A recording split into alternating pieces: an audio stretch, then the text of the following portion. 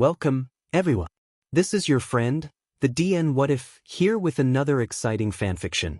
Today, we're diving into the story of what if Deku didn't realize Bakugo liked him? If you enjoy this video, don't forget to hit that like button and subscribe for more fanfiction content just like this. Now, let's get started with the fanfic. Ever since Izuku came back from his whole vigilante thing, everybody can notice he is not the same Izuku they all used to know. He is quieter and reserved, barely eats anymore, and when he does he eats so quickly like he is afraid someone would snatch his food in a matter of seconds. He seems to not be so fond of physical touch anymore, flinching at any skin-to-skin interaction he has with anyone around him regardless if it's a teacher or his friends. He looks tired, and while he does try to hang out with his friends here and there, he spends more time than not in his room doing God knows what. Worst of all, he barely smiles anymore. That warm, energetic smile he used to have that could lighten up anyone is completely gone. Correction, it was almost completely gone. In fact, Izuku's friends had started to notice that Izuku's smile was slowly reappearing, and maybe it actually never left. The reason why they hadn't noticed the comeback of his friend's delightful personality was because those slow changes were not happening around them, and in fact they were happening only and exclusively when another person was around, and that was none other than their classmate with the most explosive personality, Katsuki Bakugo. Every time any person would try to hang out with Izuku, he seemed dull almost, but as soon as Bakugo entered the picture, his world seemed to get filled with colors to the brim. Shoto wasn't sure Katsuki had realized how important he had become for Izuku and how much the green-haired boy needed him, wanted him, therefore leaving him to try to avoid Izuku, sometimes out of fear of being too much for him, out of fear of not deserving the boy's friendship once again. It's not like Katsuki would do it on purpose, it was more of a psychological thing if anything, kind of like his rage blowouts, just that this time he had opted for internalizing those feelings instead of using them as a defense mechanism by hurting others. But Shoto could see how that didn't make him happy at all. Neither Katsuki nor Izuku were happily separated but were too scared to let themselves feel happiness together. Or maybe they were just idiots, as Shoto thought. The first one to notice this was Shoto, mainly because he was the most observant of the group. Between Ochako, Ida, and him, he was the one that spent most of the time analyzing his friends' actions and reactions in order to grasp a better insight of social cues he often tended to miss. Not only that, but he was also still kind of convinced that Izuku was All Might's secret love child, and to be able to prove his hypothesis he needed proof, didn't he? More so, Shoto was one of the only few people Izuku had confined to when he came back. For some reason the freckled boy had found some sort of solace in him and opened up to him a few times, and that only made Todoroki more worried for the boy. He didn't know what to do, and so seeing how things were panning out in front of him, he decided to let the other theory to rest and instead focus on an even better one that might benefit his friend a little bit more. Shoto's hypothesis into Izuku's ever-so-changing behavior regarding Bakugo. He wasn't the best at naming his theories, and he knew that maybe he'll ask Ochako to help with the name later. Todoroki wasn't only mapping out his theories for fun this time. He was genuinely worried for Izuku and wanted to figure out what Bakugo was doing that made Izuku act differently so he and his friends could start following his example, which is something he never thought he wanted to do. But before he could share his theories to his friends, he needed to plan it out in a way it made sense. He needed to write down the facts and not his feelings nor opinions. Shoto decided that the best thing was to follow the scientific method. Shoto's hypothesis into Izuku's ever-so-changing behavior regarding Bakugo went something like this. First, he needed to find his question: why did Izuku act differently around Bakugo? His background research would be the observation that he was making, but he definitely needed to write down more specific instances in which Izuku acted that way. Then he needed to plan out his hypothesis. His hypothesis? Fairly simple. If Izuku's personality was returning to normal only around Bakugo, then Bakugo was doing something different than them. Last but not least, he needed to conduct an experiment to prove that his hypothesis was correct, but first he needed to explain it to his friends to get some help, and so he called them to a meeting. As he united both Ochako and Ida in the floor of his room in front of his whiteboard where he had written everything down, both Shiro and Kaminari had gifted it to him one Christmas, claiming that it would help with his theories. He could tell that his friend's skepticism was clearly growing, and as he finished to explain it to them, he could definitely tell they had their doubts about his experiment. Todoroki, Ida started, Don't you think you are looking a little bit too much into this? Then he took a deep sigh in and continued, Lisa and I know you are worried about Midoriya, we all are after all, but this seemed an invasion to his privacy, he finished harshly. Is it really an invasion of his privacy if it's happening in front of my eyes? Shoto said back, clearly not realizing that he sounded a bit bratty. Both Ochako and Ida looked at each other and laughed at this, and then Ida continued, I guess you are not so wrong yet. He trailed off for a little bit, fixing his glasses. Ochako, what do you think? He said, looking at her. If I'm being honest, I think I'm with Shoto in this one, she said, and as Shoto's face lit up she quickly added, don't let it get to your head, alright, Matpat, she said, rolling her eyes, and when nobody laughed at her statement she whispered to herself, Izuku would have gotten that reference. A sad air invaded the room, and an understanding that they all missed Izuku one way or another was passed around. They needed to get their friend back. All right, Shoto said, calmly dismissing Ochako, but you agree, right? Bakugo has something we don't. Yeah, Izuku just seems not happy yet, but just calmer around him. She paused to think for a second, looking down at the floor, and then says, looking back up at Todoroki, I can see the way he relaxes his shoulders a tad bit when he is around. So my theory is right. He looked at Ida expectantly. Well, Ochako said, I'll say that part of your theory is right. Todoroki looked at her with a puzzled look, and so she got to explaining, I think you are right when you say that they act different around each other more recently, if anything, but have you ever wondered that maybe it's because they like each other? Well, they kind of have to, don't they? They are friends after all, Todoroki said, oblivious to the actual meaning of like. No, Ida said in between giggles, Ochako is saying that they like each other, which, he said in a more serious expression now, it's yet again an invasion of their privacy, and you shouldn't be insinuating something like that. Ida calmed down. It's not like I invented gossiping. Ochako responded playfully. Yeah, if anything Mina did. Ida finished, getting a laugh of everyone in the room. Okay, back on topic, Ochako quickly said, I genuinely think something else is going on in there. Ochako, don't you think that's a reach? Ida said once again, I think them liking each other just after Bakugo apologized is king of insane, to be honest. No, I definitely get what Ochako is saying, Todoroki intervened. Friendship is not enough to describe what those two had or have going on, and looking at Midoriya's low standard, it could happen that he liked Bakugo for longer before he apologized. It doesn't matter either way, because we are not here to play matchmakers, but rather we are here to find a way to help Izuku and be better friends like Bakugo, Ida finished. Bakugo and good friend is something that I never thought to hear in the same sentence, Ochako whispered, rolling her eyes. You are right, Ida, Todoroki said, ignoring Ochako, but I'll put it down in my board just in case, he said, grabbing a black marker and writing it on one side. Anyway, ignoring that part, one still think my theory is right. He sighed deeper this time. Shoto, even if you are right, you can't just go around conducting experiments with our classmates. As the class president, I can't permit this, he finished. How about as Izuku's friends? Ochako intervened, and as Ida was about to speak up, she said quickly, don't think about this as our class president, think about this as only being Izuku's friend. Just for 1 second ignore the rules for his sake. Well, in that case, Ida said, I really do want to help him. He seemed to choke out a sob. We all miss him being himself dearly. So I can do it? Todoroki said expectantly, eyes filled with hope like a child waiting to open his presents. What are you even planning to do? Ida responded with a hint of determination in his voice. And so, Shoto's hypothesis into Izuku's ever-so-changing behavior regarding Bakugo was put into motion. Their testing began on a Sunday since Shoto had come to an agreement with Ida. He had a month to conduct his research in order to figure out what he could to help Izuku, what Bakugo was doing that made the boy so happy. He had 4 weeks to be able to get what he needed. Ida had also decided to step back a little from the research, since he still thought it wasn't going to end well. Ida had said that knowing Bakugo and Izuku, one of them was bound to figure out what was going on, most likely Bakugo, and he didn't want to be involved in the rage to come afterwards.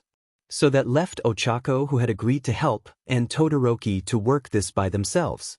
The first thing he needed to do to get a conclusion to his hypothesis and question was to get a little bit more background research, meaning that he needed to observe the way that Izuku and Bakugo interacted in order to have proof. This task, however, seemed more difficult than it sounded because meanwhile Izuku and Bakugo did talk more than before. Their interactions were still somehow scarce.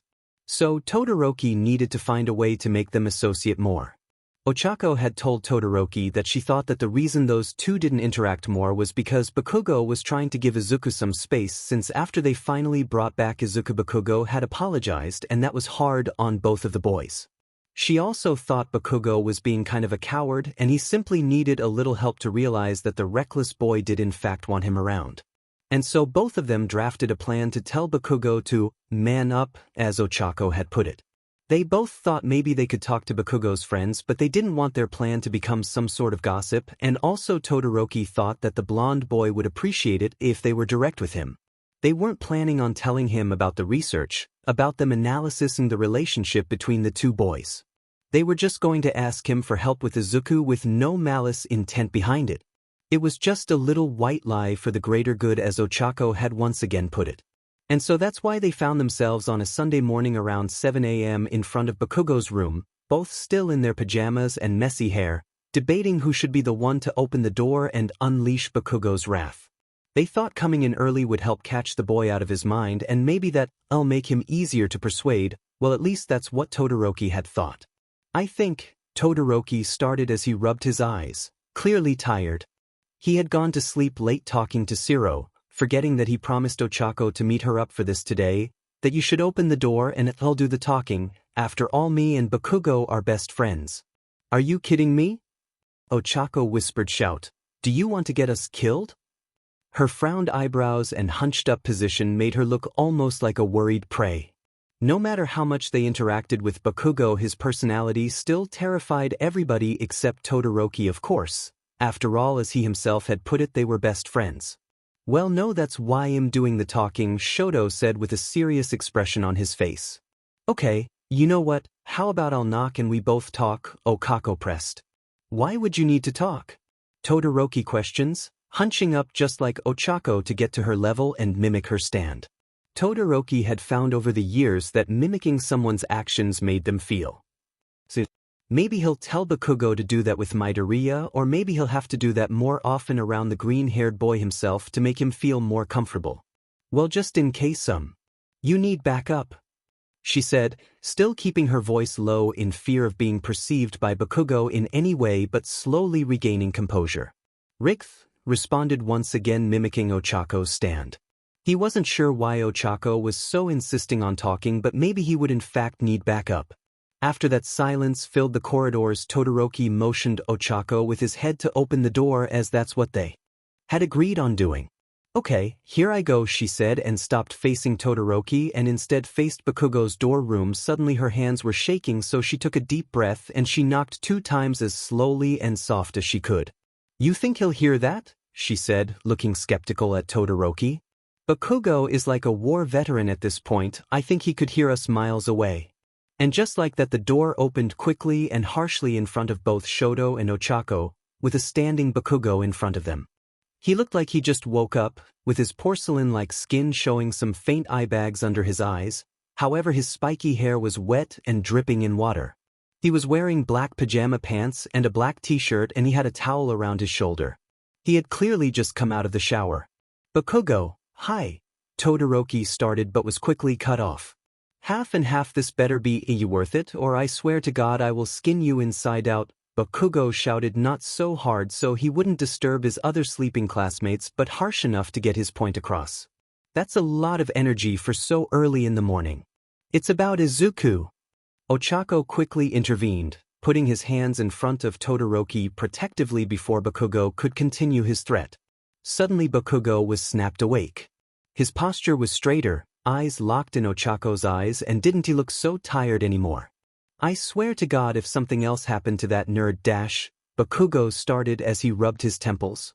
He is okay, Bakugo, you don't need to worry about anything, Todoroki said, cutting him off with a bright smile, or well, an attempt of a smile he had been practicing for moments like this. Tis, I'm not worried about him, the blonde responded in a defensive tone. Sure, Todoroki said as Bakugo rolled his eyes. Anyway, we need your help with him. I swear. Before you start, Ochako intervened again, hands already in the air again. We are really worried about Midoriya, so just hear Shoto out alright. Bakugo took a depth breath probably to calm himself down. Fine, but hurry, I have stuff to do. Okay, well, Todoroki started once more. We have noticed that Midoriya has been acting a bit weird dash. Well, no shit, Bakugo let out harshly. And we wanted to ask if you could spend more time with him since he likes you. Todoroki finished bluntly and unaware of the blonde's cruel words. Huh? Bakugo replied, eyebrows rising and jaw dropping. At this, Ochako, who was just standing behind Todoroki, took a step in front of him and took over the conversation. What Shoto is trying to say is that we kind of have noticed that Izuku really misses you and he is happier when you are around, and we want for him to be happy, you know?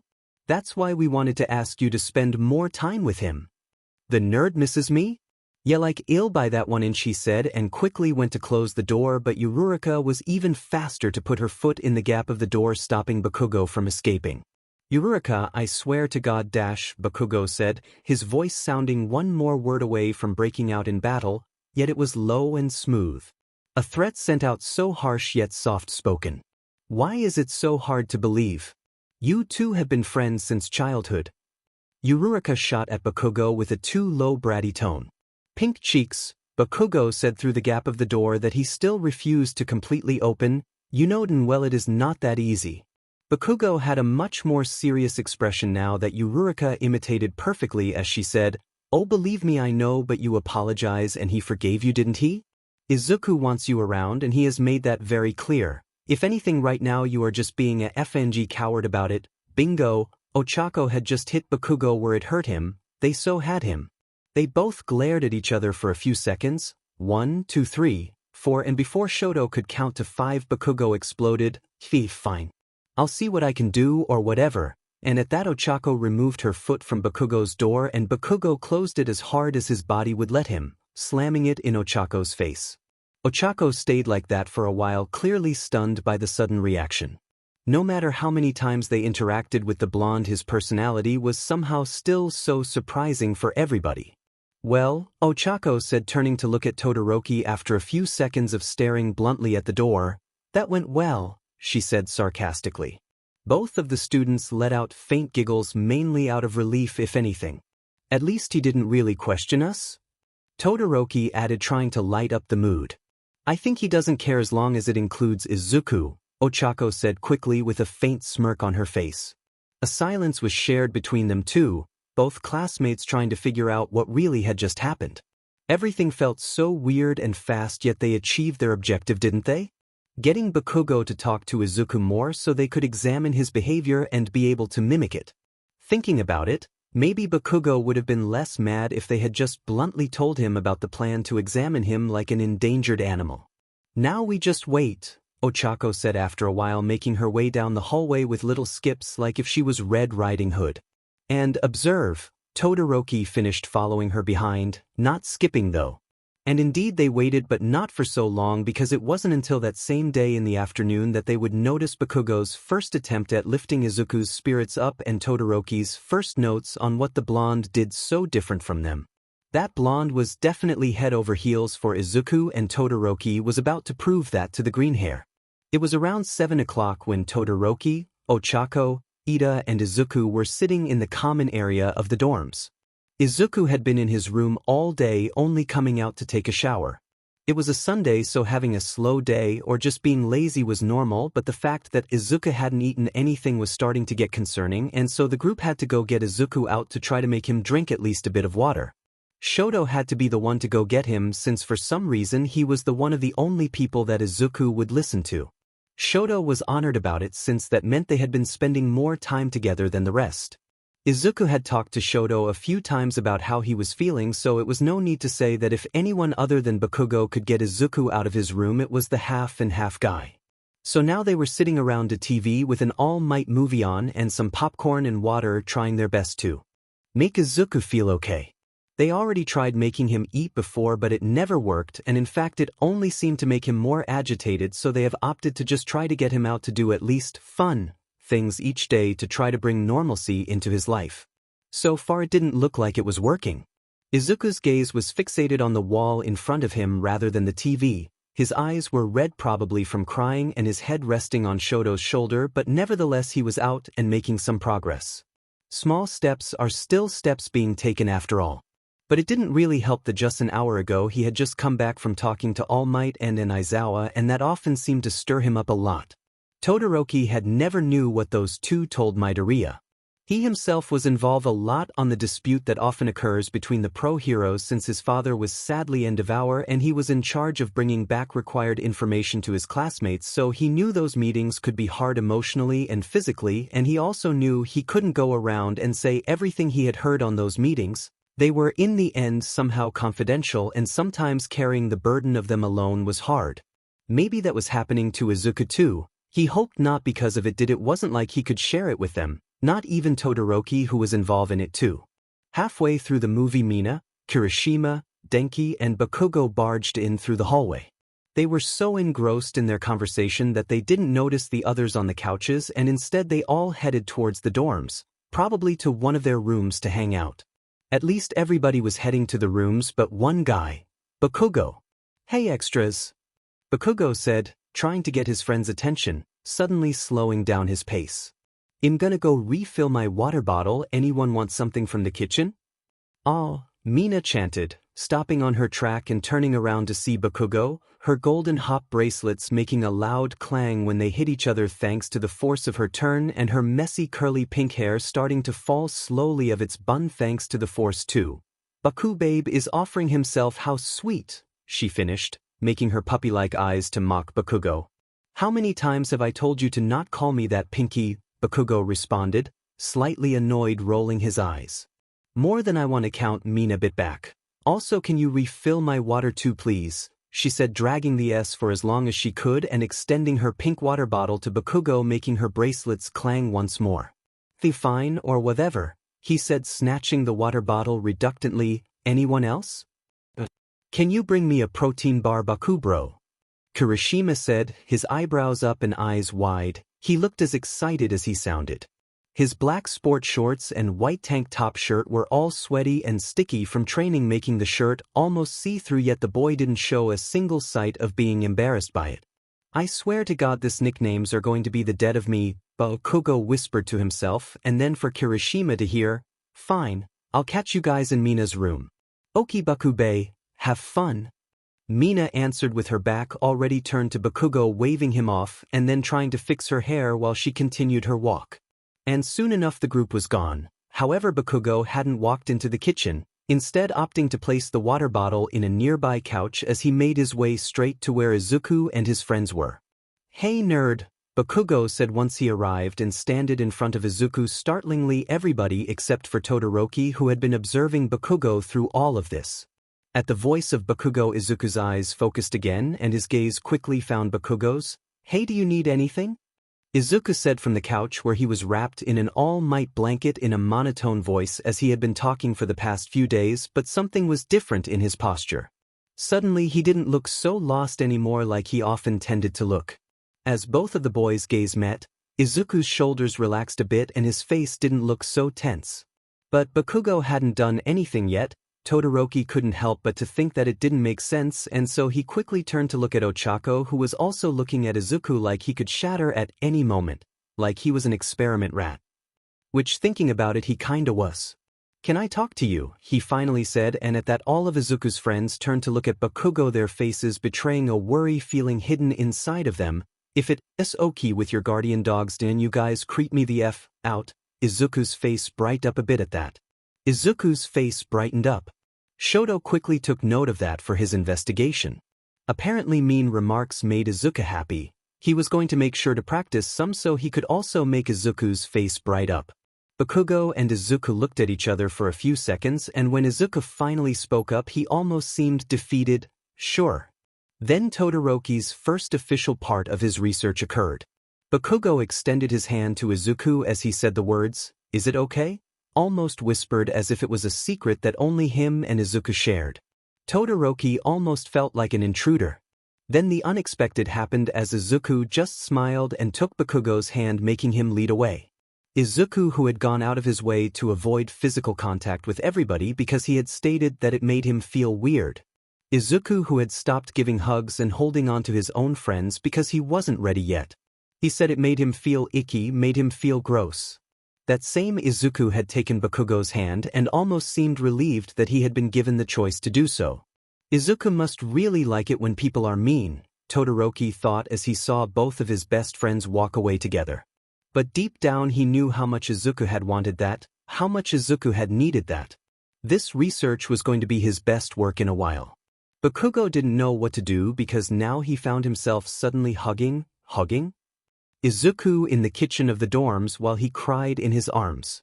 Ever since Todoroki and Ochako had come to his dorm and asked him for help in a very suspicious manner, he didn't know what to do or how to get closer to the nerd as those two wanted him to. He couldn't even start to comprehend why they would want him out of all people to get closer to Izuku, and it's not like they were not getting closer already. He and Izuku were getting close, right? Or maybe he had imagined that. He almost thought about ignoring them, but there was a desperation on both of their faces difficult to ignore, which didn't make him worried about those two exactly, but more for Izuku. Not that he cared that much, of course. It's not that he wasn't Izuku's friend, at least he hoped they were, but things were still weird and he didn't want to tire the nerd out. Also, meanwhile, he was worried for the boy. He knew that he was more than capable of taking care of himself, and trying to treat him like a baby would not only be weird for both of them but also disencouraging for Izuku. Bakugo knew how it felt when people didn't take you seriously for your past mistakes that haunt your present achievements, and he didn't want Izuku feeling useless only because he had done some stuff that affected him physically and mentally. Sure, he needed help, but he wasn't useless. But once he saw Izuku's friends trying to lift his spirit up yet making him look so helpless as if his soul had been shot out of his body, he knew he had to do something. Before he knew it, his body appeared to move on his own as it often did when regarding Izuku, and quickly dismissing his friends, he walked straight up to the green-hair boy. He took his hand, who knew it could be so soft, and dragged him into the kitchen. Judging by the time, he knew nobody would be barging into said place. Izuku was stranded in front of him for a few seconds. It almost looked as if he was trying to take in every single feature of Katsuki's face down. He looked almost awed by him. No, that couldn't be it. Katsuki was probably just overanalyzing it. But just as Izuku may, most likely not, had been taking Katsuki in, the blonde was doing so too, taking Izuku in, that is to say. Bakugo couldn't stop himself. When given the chance to look at others' expressions to see if something was off, he always took it, but this time it was different.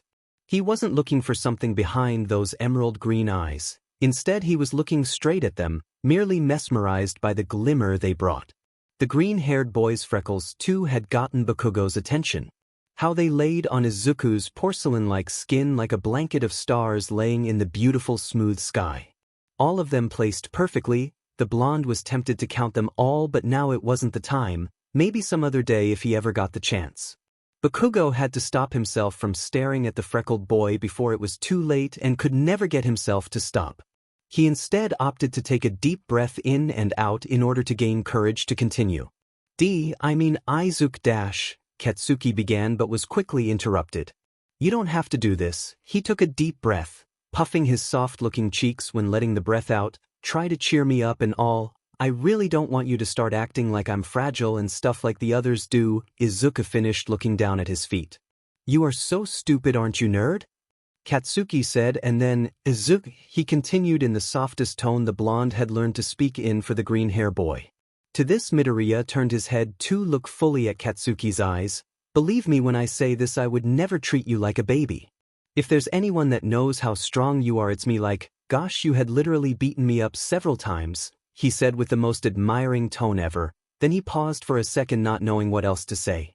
He was never good at expressing his emotions, but maybe he could start now. For Izuku, he could do almost anything. Look, Izuku, he cited. Why was saying your thoughts out loud so scary?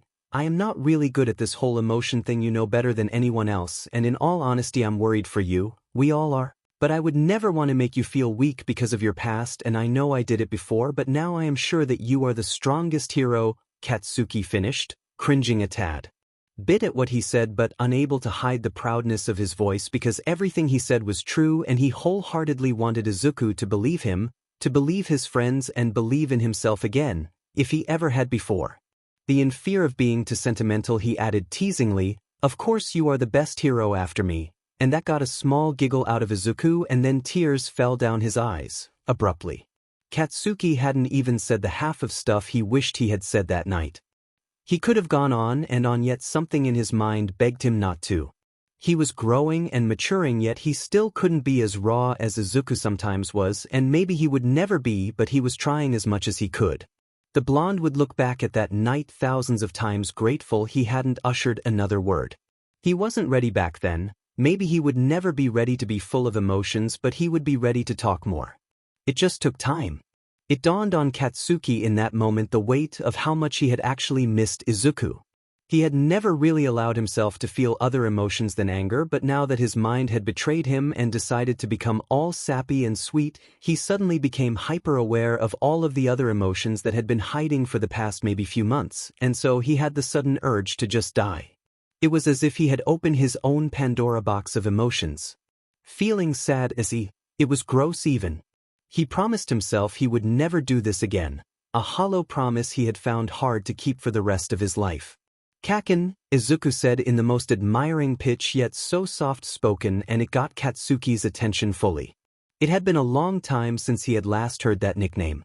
For some reason Izuku had been avoiding saying it for some time now, at least in front of Katsuki, and hearing it was his last straw. He wasn't going to cry. He wasn't that sentimental, plus it would probably make Izuku feel worse, but his eyes definitely felt watery. God, nicknames like this one are definitely going to be the death of him. Izuku must have sensed something, or maybe he was just as distraught and confused as Katsuki, because he launched himself into Katsuki's arms and hugged him as hard as he could. It startled the blonde at first, but he quickly got over himself and melted into the hug. And so that's how Katsuki found himself wrapped in the green-haired boy. For Izuku, that was his first hug after months of running away and some more of avoiding contact out of fear. For Katsuki, it was his first hug after years of being a stubborn piece of shit. For both of them, it was the first hug they had given each other since they were just kids, and it felt so natural, as if they had been born to fit into each other's arms. As if no time had passed. "You don't need to hug me back," Izuku said with a broken voice, yet didn't let go even a bit.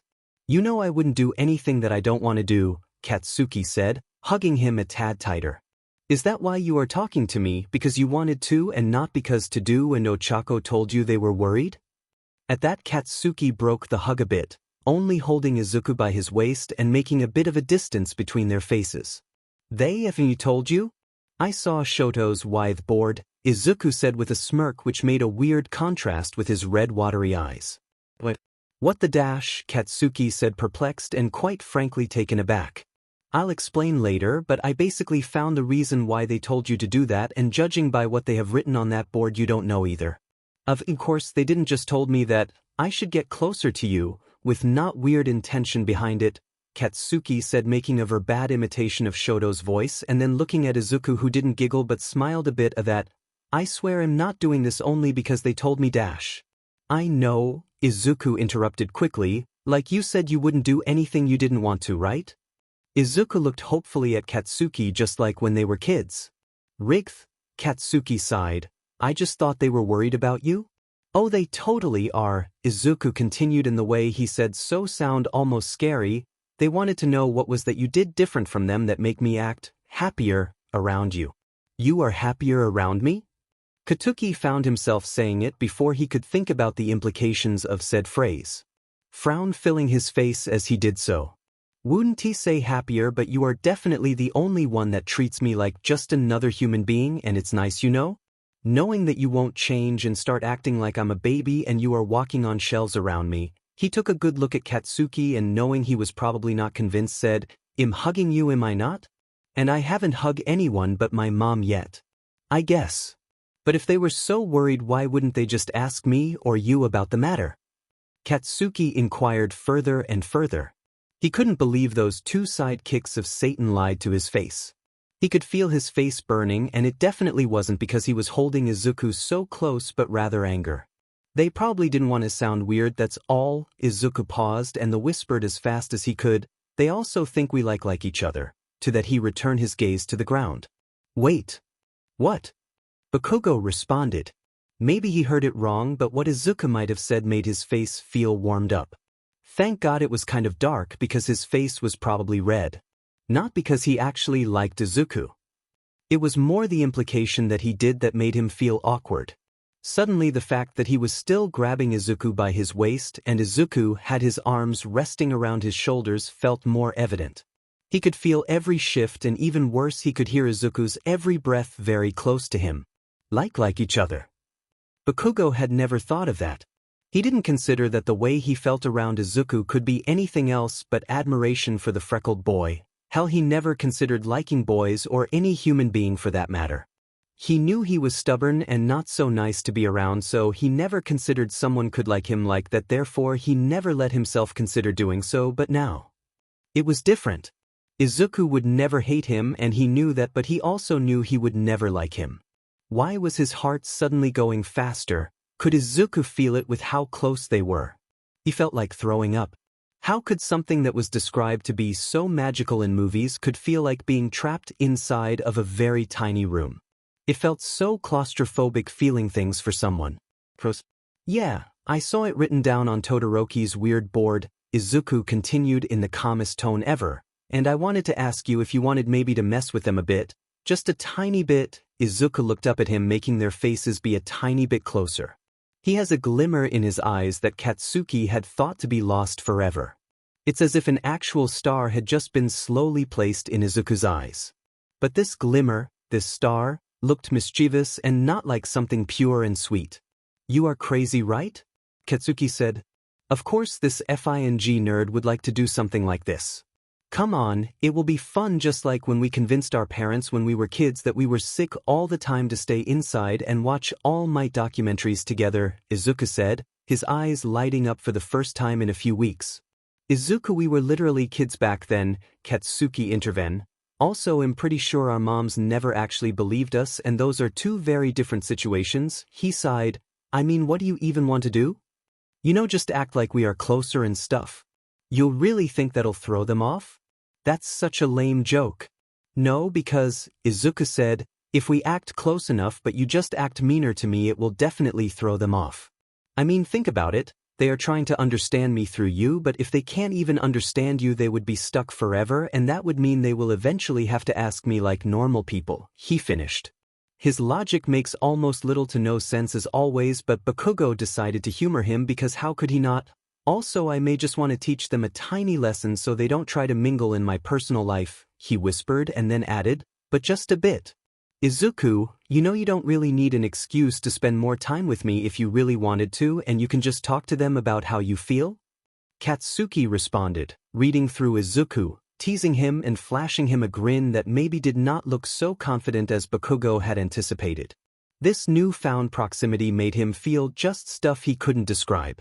He once again was glad for the lack of light in the room. Oh, stuff, they didn't talk to me about how they felt, so why would I do that? Izuku said, rolling his yes, taking a step back and letting his arms go of Katsuki's, but Katsuki didn't let go of his waist, only pulling him a bit closer and making their faces be apart just by inches. Izuku looked taken back but quickly accepted the proximity.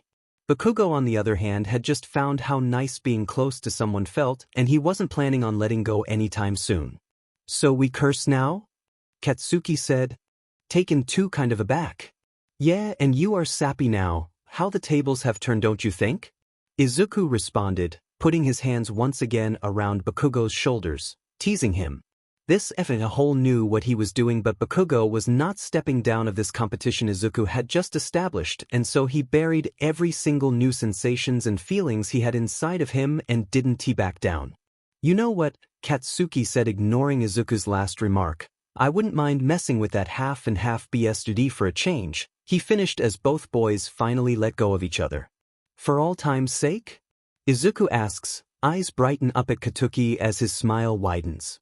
For all time's sake, I guess, Katsuki said, embracing Izuku in another hug. Maybe this time we'll teach them to ask me up front if they are really that worried. And maybe they'll finally understand that I hate being threatened like a baby, Izuku whispered against Bakugo's neck. There was silence as they both enjoyed another quick last hug. Katsuki made sure to really feel it since he didn't know if he'll get another one soon. Sure, Izuku was clearly getting better, at least with him of course, but he didn't want to take it for granted just yet. Kaken, we both have to go now, Izuku said, finally letting go from the hug. I can't let my friends hang any longer. If I do, they won't let me go anywhere again, he said as a joke, but both of them knew it wasn't. Yeah, sure, I need to go back with my friends too. Another deep silence was shared between the boys, and slowly they both went back to their respective groups with a plan in their hands. The next few days happened so fast in Bakugo's head, but he had never felt so happy before. Izuku and him started to hang out even more, to the point that the blonde had started to join most of the activities that Izuku's group did. If there was a movie night, the nerd would go and get Bakugo out of his room and dragged him to the common area with the rest. Bakugo would pretend to pout all the time and complain at everything as Izuku looked at him fondly and attached himself to the blonde by wrapping both of his arms on one of Bakugo's. The tempered boy would shout at him every once in a while and create a bunch of disputes out of thin air, but regardless of what he did, Izuku only seemed more insistent on being by his side. This sudden interaction would leave the rest of Izuku's group perplexed. They were trying to figure out what made Izuku look so relaxed, yet Bakugo was being his usual a-hole self. Both Ida and Ochako looked so weird out, and Todoroki not so much. Maybe it was because of the boy's bland personality, but Bakugo didn't seem to care that much, instead focusing on the way the green-haired boy would non-stop praise him. When they weren't watching a movie, the boys would make sure to spend time together in the living room so they could be sure the others would get a look of their interactions to confuse them even more. They would study together, and Bakugo would scold Izuku for being so dumb, but Izuku would only scoot closer to the blonde and begged him with those puppy eyes of his to explain it to him again, to which Bakugo would playfully shove the freckled boy's face but make his wishes his commands. And when they weren't pulling this dumbass prank, they would still hang out a lot. In one of their rooms or the kitchen or literally anywhere. If Izuku was anywhere near, Bakugo wouldn't be so far behind, following him to the underworld and back if he had to. They would watch movies together on either of their rooms and fall asleep. They would talk hours on end, and when either of them had nightmares, especially Izuku, they would seek shelter on each other and sleep together, which is something Bakugo thought he would never have back, Izuku in his arms, that is. Izuku's health and overall personality seemed to only be getting better as time went on, or so the blonde had noted. He went out of his room and started to participate in class again. He was way more cheery and thoughtful of people and had started welcoming physical touch again, especially if it came from Bakugo, which he didn't want to brag about but had definitely done before, to pink cheeks.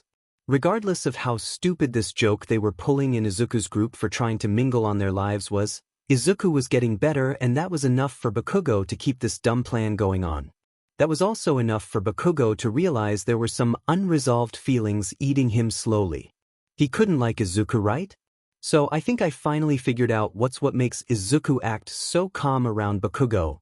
Todoroki started with a face full of conviction. He had gathered both Ochako and Ida. Ida, of course, still refused to partake in the observation part, nevertheless wanted to know as much as he, ethically, could so he could also help Izuku out. They were all sitting on the floor looking up to Todoroki, who was standing on the side of his whiteboard that suddenly had a few new theories of answers to his own questions. I think I also figured out what is going on, Ochako said enthusiastically, looking at Todoroki, but by the look of your updated lore I think we are going through different paths, she finished, looking at the board intensely. Eyebrows frowned together, clearly trying to figure out what was Todoroki's theory.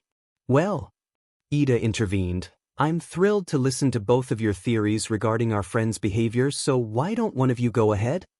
He said, looking between Ochako and Todoroki, waiting for someone to speak up. I think Shoto should start since it is his theory, Ochako said, looking at Todoroki expectantly. Thanks, Ochako, Todoroki responded, giving Ochako a monotone smile and then turned to address both of them at the same time. So, I know I only have one official situation to back me up, but I'm pretty sure this is not the first time we have seen this happen. Shoto's hypothesis into Izuku's ever-so-changing behavior regarding Bakugo. Yes, the name still stands still, didn't change a lot. As a matter of fact, it was almost the same. The only thing that was somehow different was the fact that Todoroki now thought that Izuku's liking for Bakugo came thanks to the mean remarks. Todoroki didn't think Izuku liked the mean aspect, just that he liked the honest part of it. No sugar-coating behind the words that came from Bakugo's mouth, it was just pure honesty. And so he explained that to the group using the example that he got from the other day. The way Bakugo was so quick to treat Izuku just like before but still showed a hint of worries or compassion was what Todoroki thought Izuku liked. Not the meanness as a whole but the trueness. Or maybe he did like the meanness and he was weird. His friends looked at him like he made sense for the first time in ages. He felt even better than when he placed in the UA festival, but then again he knew he had to ruin his triumph. So before any of his friends could say anything to him, he added something more. He could also just be in love with Bakugo. He finished pointing with his index finger to a small space in his whiteboard, just beside a corner, where the small note that said, "In love with Bakugo," standed. He waited for a reaction and oh god, he got one. On one hand, Ochako was fuming with excitement. After all, she had made this observation before, and after she did, she was somehow persistent to mention it at least once a day. She was very respectful about it though, and only brought it up when she was around with Todoroki, since Ida still thought all of this was kind of crazy. But now that Todoroki mentioned it, a sparkle grew in Ochako's eyes, and Todoroki knew he had her. If he had officially trapped one person in, Izuku would be proud. "I knew it," she said, slamming both of her hands on the floor of Todoroki's room where she was sitting butterfly style. "I'm so glad you finally came around it. I was starting to think I was going crazy," she finished, as she looked over at Ida who, that on the other hand, wasn't as enthusiastic as Ochako. "I can't believe you also believe this, Shoto," Ida said, sounding kind of disappointed. He quickly fixed his falling glasses, pushing them up to his eyes. "Look, even if Midoriya has a crush on Bakugo dash." "Which he does dash," Ochako intervened quickly happily. "We don't know if Bakugo likes Midoriya back, therefore we can't really do anything about it," he finished firmly, crossing his arm and frowning his eyebrows. "Actually, I may have been told by a little bird that Bakugo likes Midoriya back," Todoroki intervened. "How?" Ochako suddenly said, standing up and walking towards Todoroki, pressuring him to tell her. "Can't say who since it is disclosed information, but it was a trustworthy person," he finished, giving them a smile he hoped seemed real. That disclosed information may have been just him and Mina gossiping about the competitive pair a few weeks ago. They weren't sure about the crush thing, but it was definitely mentioned.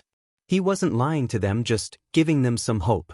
"Okay, fine," Ida said, gaining both Todoroki's and Ochako's attention that went from being locked on one another to being locked on the man.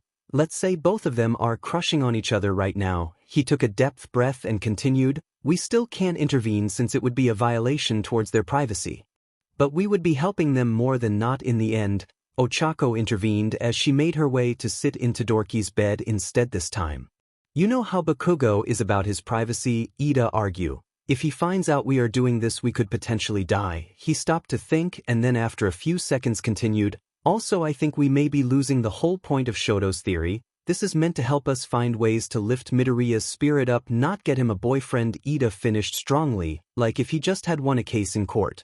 "But," Ochako said, "getting Izuku a boyfriend, especially if it's Bakugo, would make him happy and we would be, technically, reaching our goal." Yurika finished, clearly proud of her comeback, with her face directed towards Ida and her eyebrows raised and a smirk up her face up showing her confidence.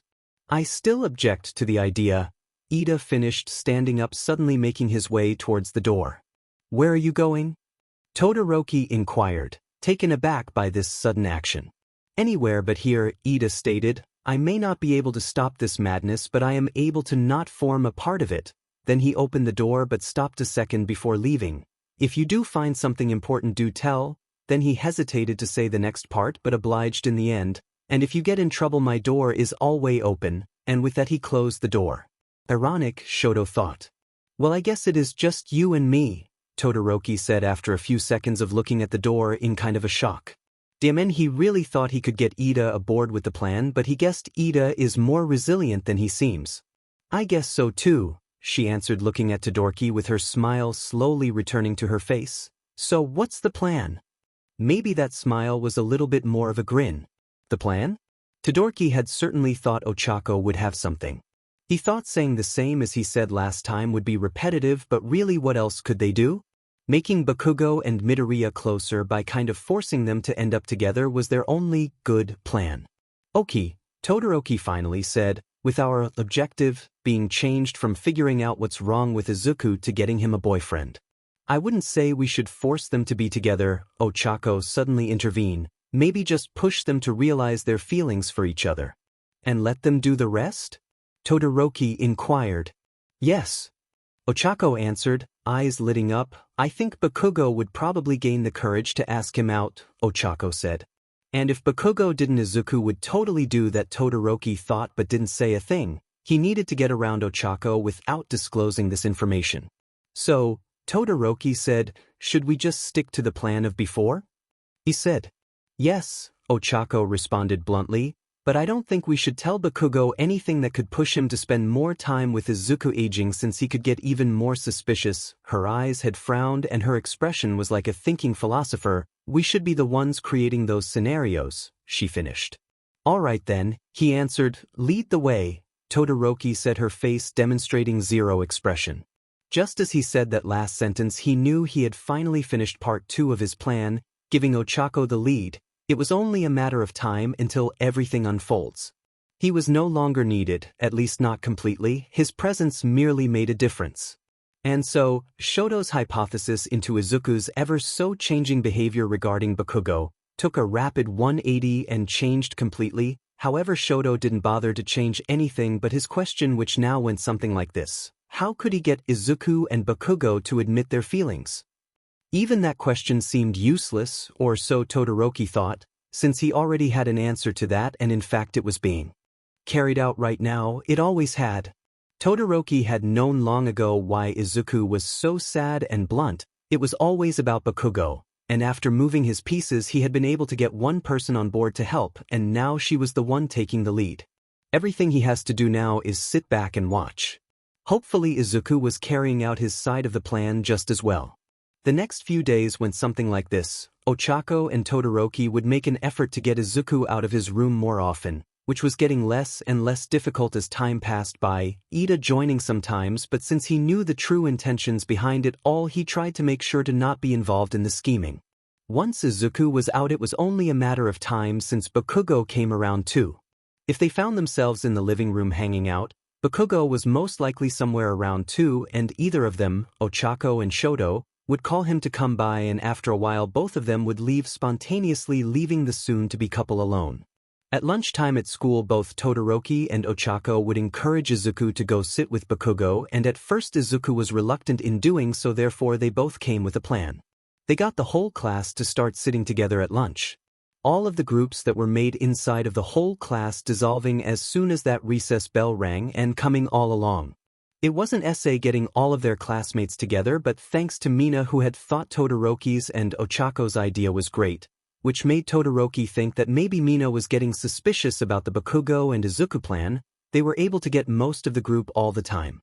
Not only did Izuku and Bakugo seem to be enjoying this new arrangement, since they got to sit next to each other at the big table all the time, being the center of most of the jokes and laughs, but everybody seemed to have been enjoying it, to the point that it became an unspoken rule at every meal. Breakfast, lunch and dinner started to be spent by the class all together like a family, which they kind of were becoming. Even though all of this started so they could get the two boys together, it ended as a way of uniting the whole classroom. Those two were really the glue of the whole class, and Todoroki couldn't help but to feel a warm, fuzzy feeling at that. But more times than not, as Shoto anticipated, they didn't have to do anything to get them close, as they seemed to spend more time with each other as the days slowly progressed. Everybody had even started to notice this close proximity, mainly because thanks to this Izuku's behavior had been going upwards. He got out of his room more, and whenever he hanged with other people that weren't Bakugo, he didn't seem as lost as he once had. Maybe the fact that he would always have someone to show him the way back to himself was reassuring to him, or maybe it was the fact that Izuku had a plan to follow that gave him that reassurance. As Thursday changed to Wednesday and both Tadu and Ochako were walking together from the gym into the common areas of the dorms, they had found an enthusiastic Midoriya and just as thrilled Bakugo engaging in a conversation, perhaps about heroes or perhaps about their childhood. Regardless, they were both displaying the biggest smiles ever, and the laughs were not far behind. As they passed that scene, Ochako tugged at Todoroki's shirt and started to mumble something at him, but Todoroki couldn't stop looking at the two of them. He never thought he would see Bakugo looking so enamored with someone. He seemed to be mesmerized at Izuku's whole being, as if he had a piece of artwork in front of him. To Todoroki, this scene in front of him seemed almost unrealistic, and when he saw the way Bakugo's hand found Midoriya's and interlocked their fingers together, The way that Midoriya looked surprised but didn't let go and in fact just melted into that hold even more, the way they both blushed like a bunch of teenage girls would blush at a picture of Harry Styles. Just then Todoroki knew it was all worth it.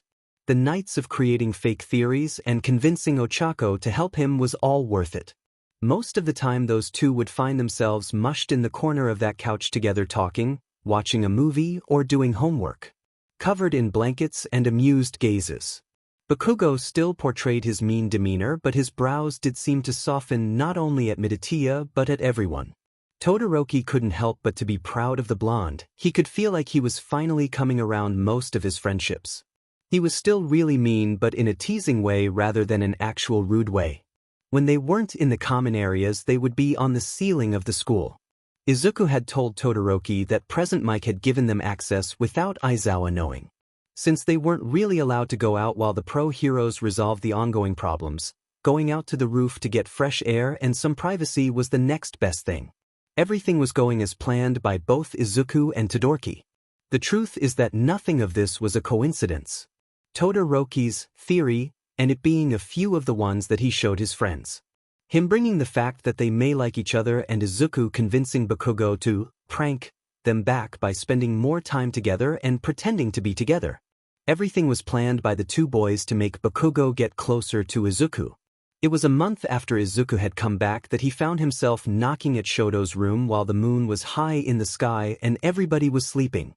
It was the fourth time Izuku had come to Todoroki's room since he came back. Todoroki had been surprisingly the second person Izuku had trusted the most from Class 1A, and when the boy opened the door, Izuku stranded in front of him, eyes were red and glassy and looked like a mess. He tried to get some words out, tried to explain himself as Todoroki stranded too in the doorway of his room, but the green-haired boy couldn't get a single word out, so Todoroki didn't make him do so and just let him in and set the crying boy on his bed. They stayed like that for a while. Both sat side to side in Todoroki's bed. Not words uttered but pure comfortable silence.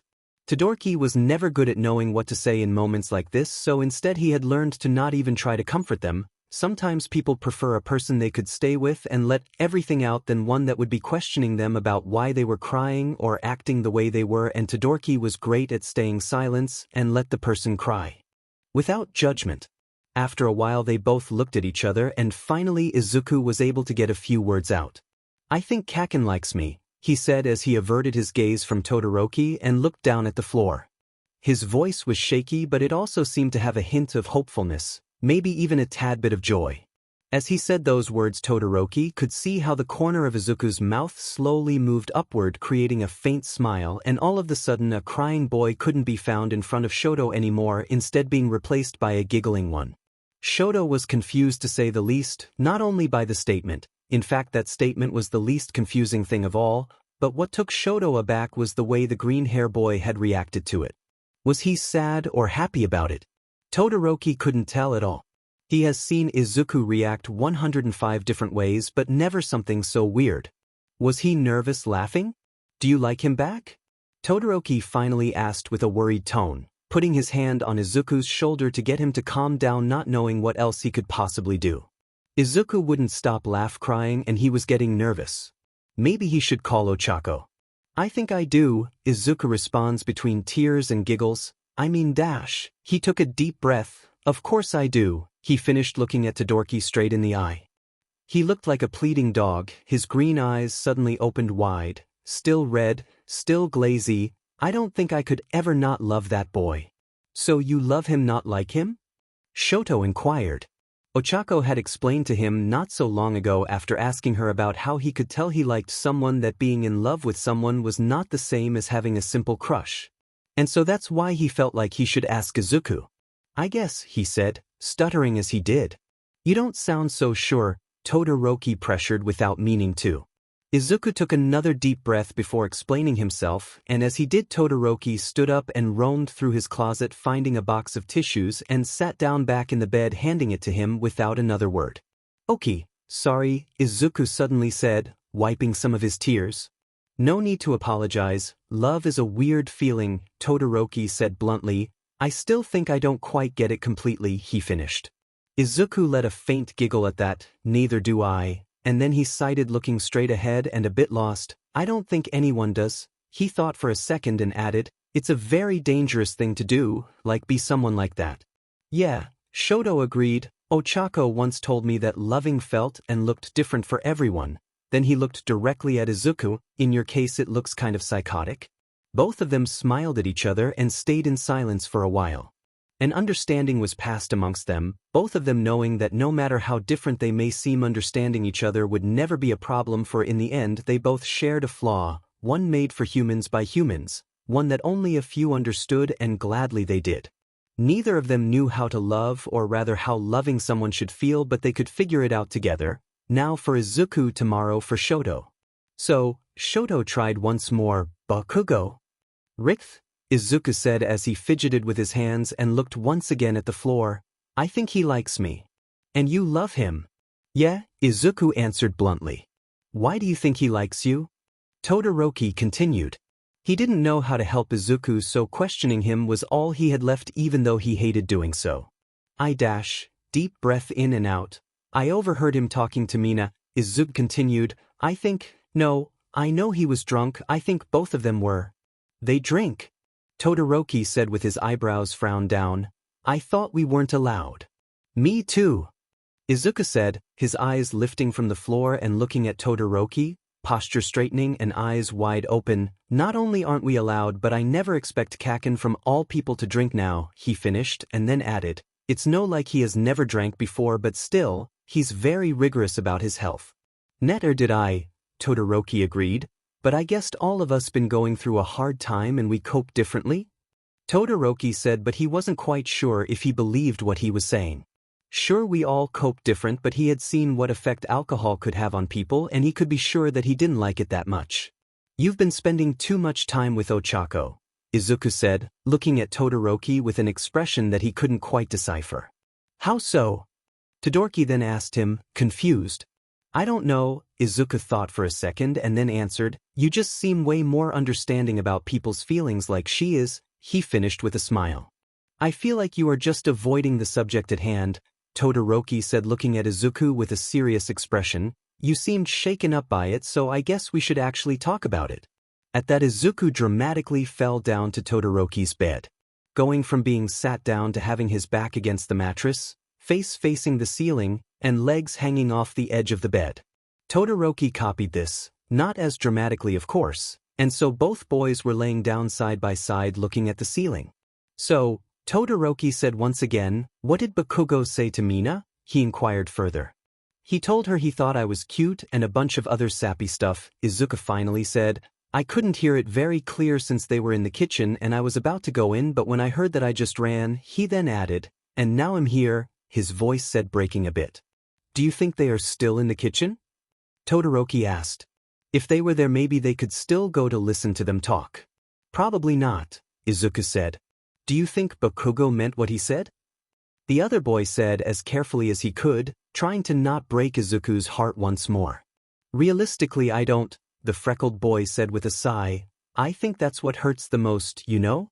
He continued, turning around so instead of facing the ceiling he would be facing Todoroki's arm, and so the other boy also turned around so they could be facing each other. I never thought I would hear Kaken talking so fondly of me, he continued, and hearing him doing so, knowing he probably didn't meant, it hurts a lot, he finished with tears falling sideways down his cheeks. Izuku sighed again, but this time Todoroki could see the way Izuku's lips quivered on the dimmed warm light of Todoroki's lamp, and more tears fell down his face. You know, Todoroki continued, once Mina told me that drunk thoughts are sober truths that we aren't brave enough to say out loud. I guess. Izuku thought for a moment, spacing out, or, he started once more, they could also just be straight-up mistakes. Todoroki thought about that for a moment and then said, they are mistakes because you never meant to say them out loud, but that doesn't mean that the thought itself is a mistake. If the hero thing doesn't work, Midoriya said suddenly between smiles after a silence. You should be a lawyer cause you make some good arguments not even I can ignore, he finished. He didn't sound quite convinced about it being a good argument, yet he didn't fight it anymore. They fell into a comfortable silence after that, Izuku shifting his body to face the ceiling once more. He needed to do something about this, Todoroki, that is. He knew Bakugo was most likely head over heels for this boy. He had seen the few glances he sneaked at Izuku all the time, and he had been one of the two other people who had been able to truly see how Izuku's disappearance had affected the blonde boy. Do you think Bakugo will remember what he said to Mina? Todoroki broke the silence. Probably not, Izuku responded. I've only seen Kaken drink once before and he doesn't really take alcohol that well. That last part sounded like he was smiling, probably remembering fond memories of that. Todoroki definitely needed to convince Izuku to somehow get closer to Bakugo. A silence was shared once more. A longer one. One that allowed Todoroki to think of a plan. It may be a dumb and weird plan, but it was worth a shot. He was going to find a way to get Izuku to confess to Bakugo, or vice versa, even if it meant making a fake theory to impulse other people to make those two spend more time together, and even if it meant he might get killed by the blonde spiky boy. It didn't matter as long as he got Izuku to believe that Bakugo was in fact head over heels for him. And it definitely didn't matter as long as he got Izuku to be content once more, and he knew Bakugo could do that for him in the span of seconds. You know, Izuku said, interrupting Todoroki's train of thought, I overheard Kaken say before I ran from the kitchen that he took a deep breath and choked some tears. He said no apology could make up everything he has ever done for me, and he begged Mina to teach him how to be better. For me, he then added, I have never heard Kaken sound so miserable. Do you think he meant it? Todoroki asked silently. I hope he did, Izuku answered almost in a whisper. But do you think he did? No, I guess not, the boy answered reluctantly, voice breaking slowly. I think he did, Todoroki said, suddenly standing up and taking his whiteboard from behind his dresser where he hid it, and I'm going to prove to you he did in fact loves you back. Todoroki, what dash? Izuku tried to intervene, as he sat up in the bed again, fear displaying clearly in his eyes. I just need you to listen to me for a second, Oki? Todoroki said, looking hopefully at Izuku. Fine. Izuku answered bluntly, wiping his tears with a tissue once more and then crossing his arms. Fire away, MatPat. So, Todoroki started ignoring Izuku's last remark. I personally think you should talk to Bakugo about what you heard. Now I know, I won't make you, but that would be the easiest way to prove to you that Bakugo meant it. However, I think there is another way to prove to you that Bakugo meant what he said. Izuku said, singing and dragging the O's mostly. We are going to pressure Bakugo into breaking, Todoroki finished, starting to write something down on his whiteboard. Breaking himself? Izuku questioned, his head tilted to the side, clearly confused. Also, what are you writing? Not breaking himself exactly, but breaking his, I hate Izu, facade, Todoroki finished, and so did the writing on his board. As soon as Izuku saw what was written there, Todoroki's plan kind of clicked. The board was filled with merely just a title, yet it was enough. Shoto's hypothesis into Izuku's ever-so-changing behavior regarding Bakugo. Izuku read out loud, don't you think is a long name? He inquired. Perhaps, Todoroki said, but it's entertaining. It sure is, Izuku humored him, giggling a tad bit. So, he continued, what you are suggesting is that you are going to convince people this is a real theory in order to? Izuku tried but couldn't yet figure it out completely. To get you too close, of course, Shoto answered like it was so obvious. I will pretend like I'm worried about the way you have been discomposing away on your room dash. Wow, thanks dash, Izuku intervened jokingly. And want to find a solution to that problem, Todoroki finished, ignoring Izuku's statement. And that solution is me hanging more with Bakugo? Izuku questioned. Precisely, Todoroki answered.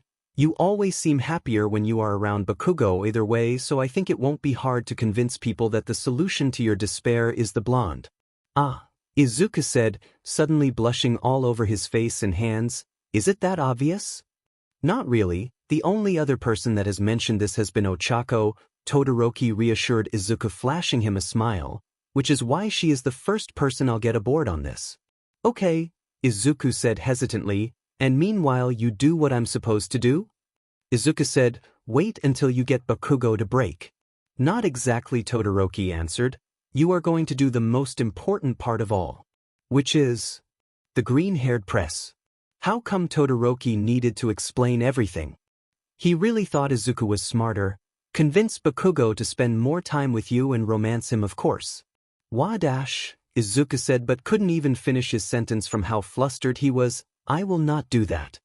It's all that he could mutter, and as soon as he finished his hands were on his face, covering his embarrassment up. It's okay to like him, you know?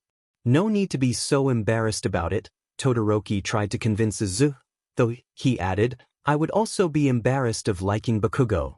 What? The green-haired boy said, taking his hands off his face. There is nothing wrong with liking him, he said defensively. There is a few things wrong in liking a boy filled with anger issues to the brim, Todoroki thought, but chose to say nothing at all, instead muttering a simple sure. I hate this, Izuku responded. I hate having a stupid crush on him. The boy laid back on Todoroki's bed, paying no mind to what he was writing on his board. On the bright side, he has a stupid crush on you too. Todoroki attempted to try and lift Izuku's spirit up a bit, stepping. But Izuku said like a teenage girl being forced to do her chores. Isn't that good? The other boy said with his eyebrows frowned and head tilted to one side, frankly confused. No, because I know it isn't true. At that, Todoroki rolled his eyes. How could the future #1 hero be so dense?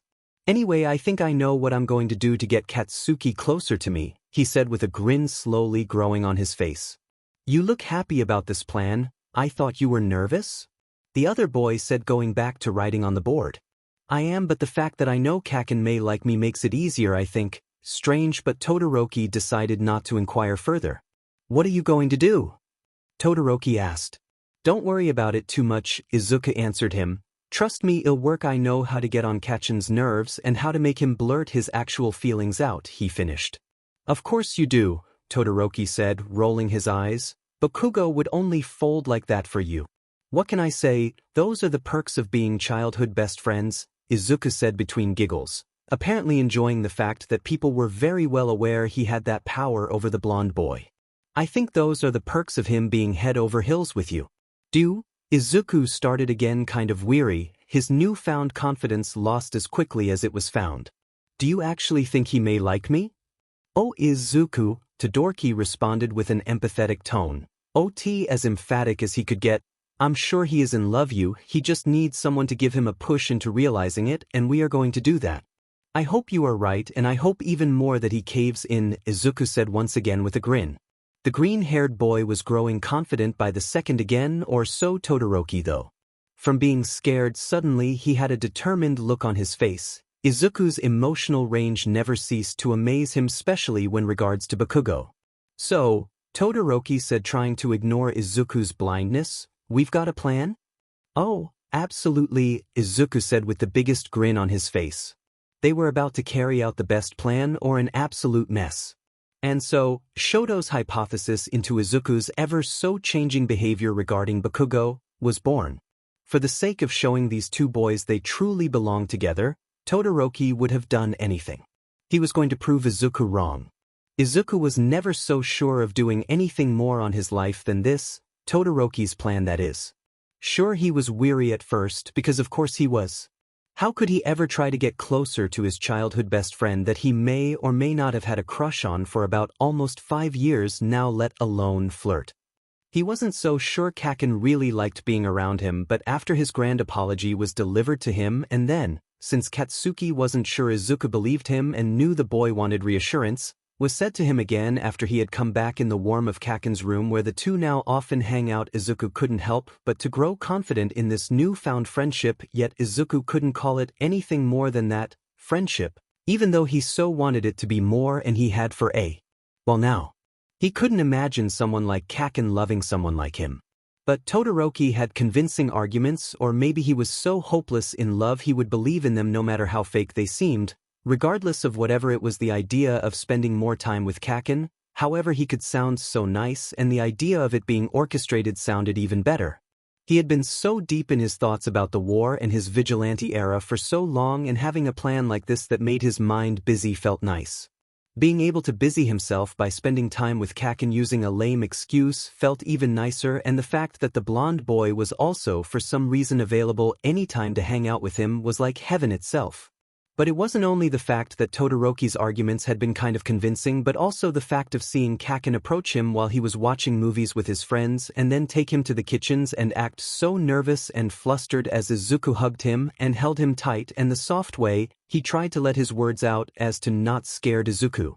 That was kind of all it took to give Izuku even more confidence and act more bold towards this whole situation. He kind of felt bad for lying to Kaken so they could spend more time together. He technically hadn't lied to him, yeah, he knew about Todoroki's plan and didn't accidentally find out about it, and he most definitely brought it up on purpose to get Kaken railed up and agree to seek revenge on the plan makers for meddling in their personal lives. And yeah, maybe he had only opened up to Kaken and said that he felt that his friends should have asked him if they thought he was not doing okay instead of creating their hypothetical plan only because he knew the blonde's only weakness was seeing Izuku vulnerable, but he wasn't lying to him, right? Okay, well maybe he was a little, but either way Kaken didn't really seem mad about the two of them spending so much time together, and in fact he was becoming the seeker of that closeness, so it wasn't so bad. But the truth was he didn't know how much more time he could lie to his best friend. He needed Katsuki to break down now. He needed so badly for the blonde to realize his feelings if he had them, or to tell Izuku to step down and shout at him to let him be. He loved this closeness. He loved being able to spend numerous amounts of time with Kaken even if sometimes the blonde was mean to him because of the whole plan thing in which they had agreed that they were going to be closer, but Katsuki was just going to be meaner to Izuku to throw the others off. It wasn't like Kaken was mean to him all the time, in fact he was only mean when he knew anyone was around, especially Todoroki, but they had also started to spend a lot of time alone in each other's room, and it was in those times where Izuku could see the truth of Kaken's personality, and it was in those moments where both boys were laying down beside each other on either of their beds, Kaken's head resting on Izuku's chest, when Izuku saw how vulnerable the blonde was with him and how Izuku could get so many sweet reactions of him by simply smiling at him. Izuku loved both sides of the blonde, the mean and the not-so-mean one. He loved the guy no matter what, and he had for years. He loved the way he had matured and was finally letting in other feelings other than anger. He loved to see the way his frowning eyebrows slowly melted into peace when he caught a glimpse of him, but he also loved the way he shouted at him and made boundaries and respected Izuku's too. He loved seeing him get so set off towards everybody equally regardless of the position they held on the hero hierarchy without being scared of consequences, and he most definitely loved to see that burning passion in his eyes. He loved every single bit of the blonde. He especially loved when he got so mad because that's how he first fell in love with him and learned how to keep loving him that way, and he so hoped that was more a psychological defect on his part other than anything else that Todoroki had suggested could be when he listened to Izuku rant about his crush non-stop. But how could he not talk about the guy? He had hidden these feelings for so long, but now he had them lying in front of him shamelessly, and they were only becoming worse by the fact that the blonde was reacting so fondly to them. He first realized that Katsuki was acting so fondly, that is, after he had appeared on the blonde doorstep just one day after their kitchen talk after an agonizing nightmare he had. After being away for so long and seeing so many things, he had started to get recurring nightmares about them. It was usually the same though. He was surrounded by thousands of people, they were cornering him. He looked left and then right and then down to the floor, but there was no escaping. Citizens surrounded him like zombies, grasping at him, wanting to take everything from him, but he didn't have anything left, so therefore they opted for taking him instead. The only way out was up, but he didn't have the strength to use his quirk, and even if he did, where would he go next? He didn't have anything left. He felt so small, like he was Alice in Wonderland shrinking by the minute. He was lost and running out of air, and suddenly the only way out was closing up, becoming pitch black. No way out, only dead waiting for him to tire out. He could wait until he undoubtedly died, or he could welcome death faster, less painful, less miserable. I could only unsqueeze himself from the pack of people, and his hands could reach his neck quickly. If only. He would wake up after that, breathing heavily with cold sweat dripping off him in bulks and his hands all shaky and his eyes filled with water, and he would look around lost, not knowing where he was, thinking that perhaps he was still dreaming because there is no way he found his way back to you. Eventually he would realize he was in fact back at UA, and he had been for a while. He usually could get himself to calm down after that, and so he would go to the bathroom and change his dripping shirt and try to go back to sleep. But this night something about his recurring dream was different. He was surrounded by people, sure, but he wasn't alone. As the only way out turned deep black, he looked to his right once more and found Katsuki in front of him. The beautiful boy looked as worried as he felt, and he too was trying to find a way out, but he couldn't either. They were both trapped, and even though Izuku knew there was an easy way by dying in his own hands, but he couldn't do it when Kaken was staring at him so confused and raw. He couldn't do it, but what else was there to do? Then in a blink of an eye Kaken disappeared. He wasn't in front of Izuku anymore, instead he had become one with the people, lost in their sea. He tried to scream the blonde's name, but someone grabbed him from behind by putting his hand on his mouth, and then he was too lost in the sea of people, all too confusing, all too suffocating. That's what he dreamed when he woke up this time around. He tried to brush the dream off like he usually did, but he couldn't. How could he when he had been unable to save Katsuki? He had been laughed off by the people that dragged him. How could he consider himself a hero from now on? He was so lost his feet began to act before he thought of what he was doing, and they dragged him out of his room and to the only place they could seek comfort, the only one who could understand. He ended up on the door of Katsuki's room, and before he could even overthink it he knocked. He was acting almost as a zombie, and he hoped he didn't actually look like one. In no more than 5 minutes or so Bakugo was opening his door and staring at Izuku shocked. "What the F happened to you?" he said with a voice too soft for a statement like that. Izuku began, but tears were already coming down from his eyes and slowly falling to his cheeks. How could he explain this dream? He was starting to feel embarrassed by showing up like this, but Kaken must have guessed how he was feeling because he wrapped an arm around Izuku's shoulder and took him to his bed, where he gently sat him down as if he was a relic made out of fine china. He quickly handed him a bottle of water and urged him to breathe in and out, and take at least a tiny sip of the water. Once that was dealt with, Katsuki went into his drawer and took a deep black skull-tied shirt out of his drawer and handed it to him. When he saw Izuku just stare at it perplexed, he added, "I don't want your sweaty but all over my room, all right? Besides, it'll make you feel better or whatever." Izuku tried to argue at first, claiming he didn't have to stay. He wasn't even thinking clearly when he came walking all the way to Katsuki's room. "Izuku, you look like you just went to Tartarus and back. I can't let you stay alone. I'm AD, but not that much of a D-." The blonde simply argued back, and so Izuku obeyed him, letting a few giggles out at that statement, and in no time he was changed. After he came out of the bathroom, Bakugo was already laying in his bed scrolling through his phone, and once he saw Izuku standing in the middle of his room confused, he stood up with a deep sigh and took Izuku by his waist and directed him to his bed. Izuku kept debating whether this was a good idea. He was so out of it he didn't know those thoughts were inside his head or he was voicing them out loud, but regardless Katsuki decided to ignore them if he could hear them, and he helped Izuku to lay down in his bed, and then he laid himself. Soon after he laid down, the blonde quickly held Izuku in his arms and interlocked their legs, bringing them closer, and he let the other boy cry until no more tears were left. "I don't Izuku said between sobs. "I don't want to bother you." "Good damn it, you dumps, you are not," Bakugo said harshly, only holding Izuku tighter to his chest. "You don't have to do this," he simply responded as more tears fell. "I want to do it," Katsuki shot back, almost as if daring Izuku to say something more. A comfortable silence fell into the room, and Bakugo eventually started to play with Izuku's hair, combing his hand through it, trying to find a way to comfort the boy in his arms, even though he wasn't good at it. Izuku took this as an invitation and nuzzled closer to the blonde neck, his lips unintentionally making contact with the skin of Bakugo's neck where he had nuzzled closer. At that, Katsuki let out a shaky, slow breath that made Izuku press his lips even closer, if that was even possible, kissing the blonde neck slightly, softly, one time and then another closer to his collarbone before turning his face to look up at him. The blonde looked at him back. He had a faint blush in his face and he could feel the warmth radiating from him, and he doubted it was because of the quirk. Usually Izuku wouldn't be the one to show this kind of affection, especially not with Katsuki, since he knew he hated it, but so far he wasn't benign, pushed away, and he knew how direct Kaken was about these things, his personal space and boundaries, but he didn't want to push his luck, and so he stopped, but the look on Kaken's face almost made him want to continue, to see how far could he push the blonde until he was told to stop. "I had a nightmare," Izuku suddenly said, hesitant about it but nevertheless still looking at Katsuki's fiery eyes. "Ah," Katsuki responded softly. "Care to explain?" he said, looking at Izuku like he meant the world to him, like he was his North Star and he was lost at sea as he continued to comb his hair. Not really, he wasn't ready to relive what he had felt.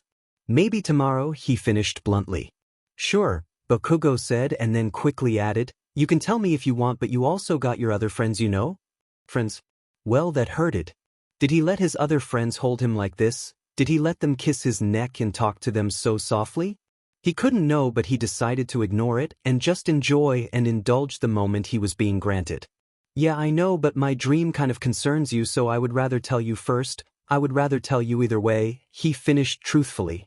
Okay, Bakugo simply said, and then, tell me when you are ready, he added with a harsh yet soft tone, almost too soft for someone like Bakugo. Was he making the blonde act like that? I will, Izuku reassured him and then planted another soft, slow kiss on the blonde cheek, almost too close to his mouth, the corner of each of their own mouths meeting just slightly. He pulled back quickly after realizing he might have overstepped it, but the blonde looked at him yet again as if he was the only reason to keep going. And so he planted one last kiss on his other cheek, still dangerously close to his mouth on purpose this time. The blonde let out another shaky breath at this, longer and softer. He moved his hands from Izuku's hair where he was combing through and instead rested both of them on either side of Izuku's neck. He looked almost desperate, pleading and looking in his eyes, clearly asking for more, but Izuku could not bring himself to give him more, not right now when they were just friends. God, how was he supposed to keep going with this plan? Katsuki was supposed to break first, yet Izuku was so close to just kissing him right there and then. Eventually they both went back to their original position this time around, though Katsuki was the one to nuzzle into Izuku's neck, which caught the green-haired out of guard but quickly welcomed it.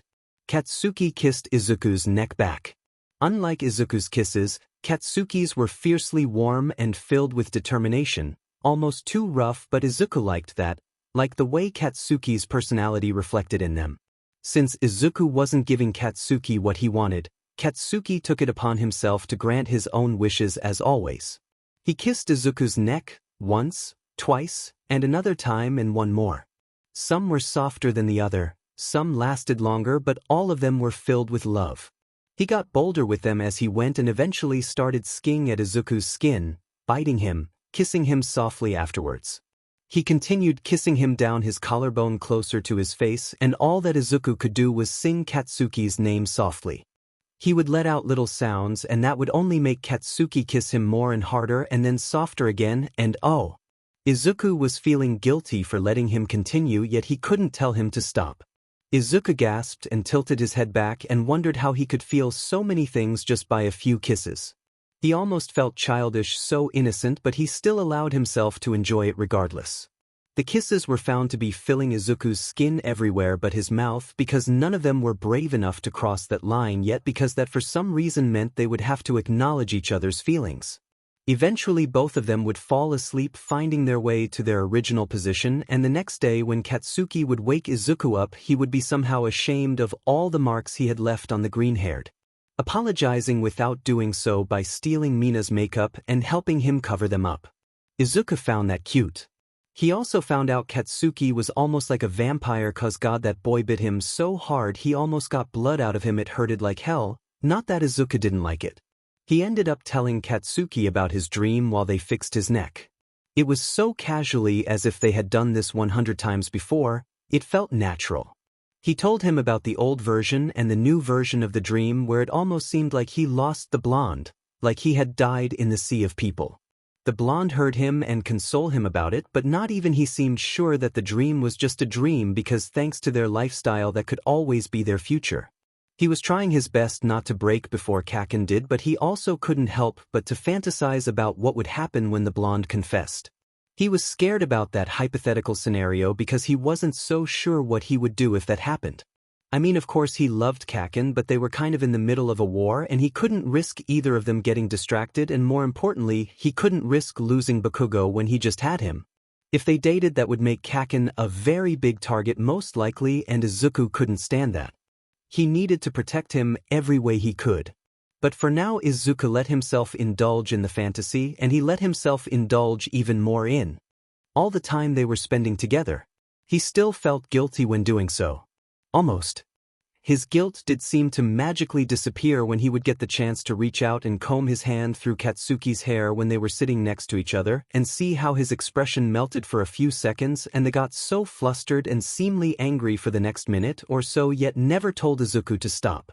Or when they were having a chat and suddenly it turned on both of them trying to remember their secret handshake form when they were kids as the rest of the people in the common room exchanged weird glances and tried to seek an explanation.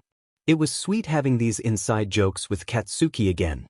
Or when Izuku would show up to Katsuki's room at insane hours in the night and begged him to let him sleep with him, which didn't took a lot of convincing, and then when they would cuddle next to each other all night and Katsuki would get the courage to run his hand through Izuku's back and Izuku would only nuzzle closer to him kissing his neck only to wake up late and have to run together down the halls to make in time to class.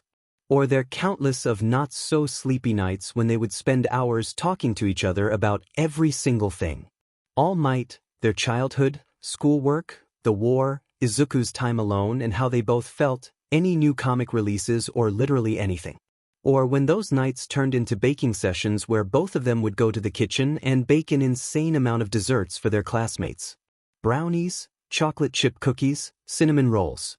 There was this time where Kaken taught him how to make tiramisu and he successfully did it and both of them celebrated like a bunch of little kids just like when Izuku's mom used to cheer for them when she taught them how to bake any goods as kids.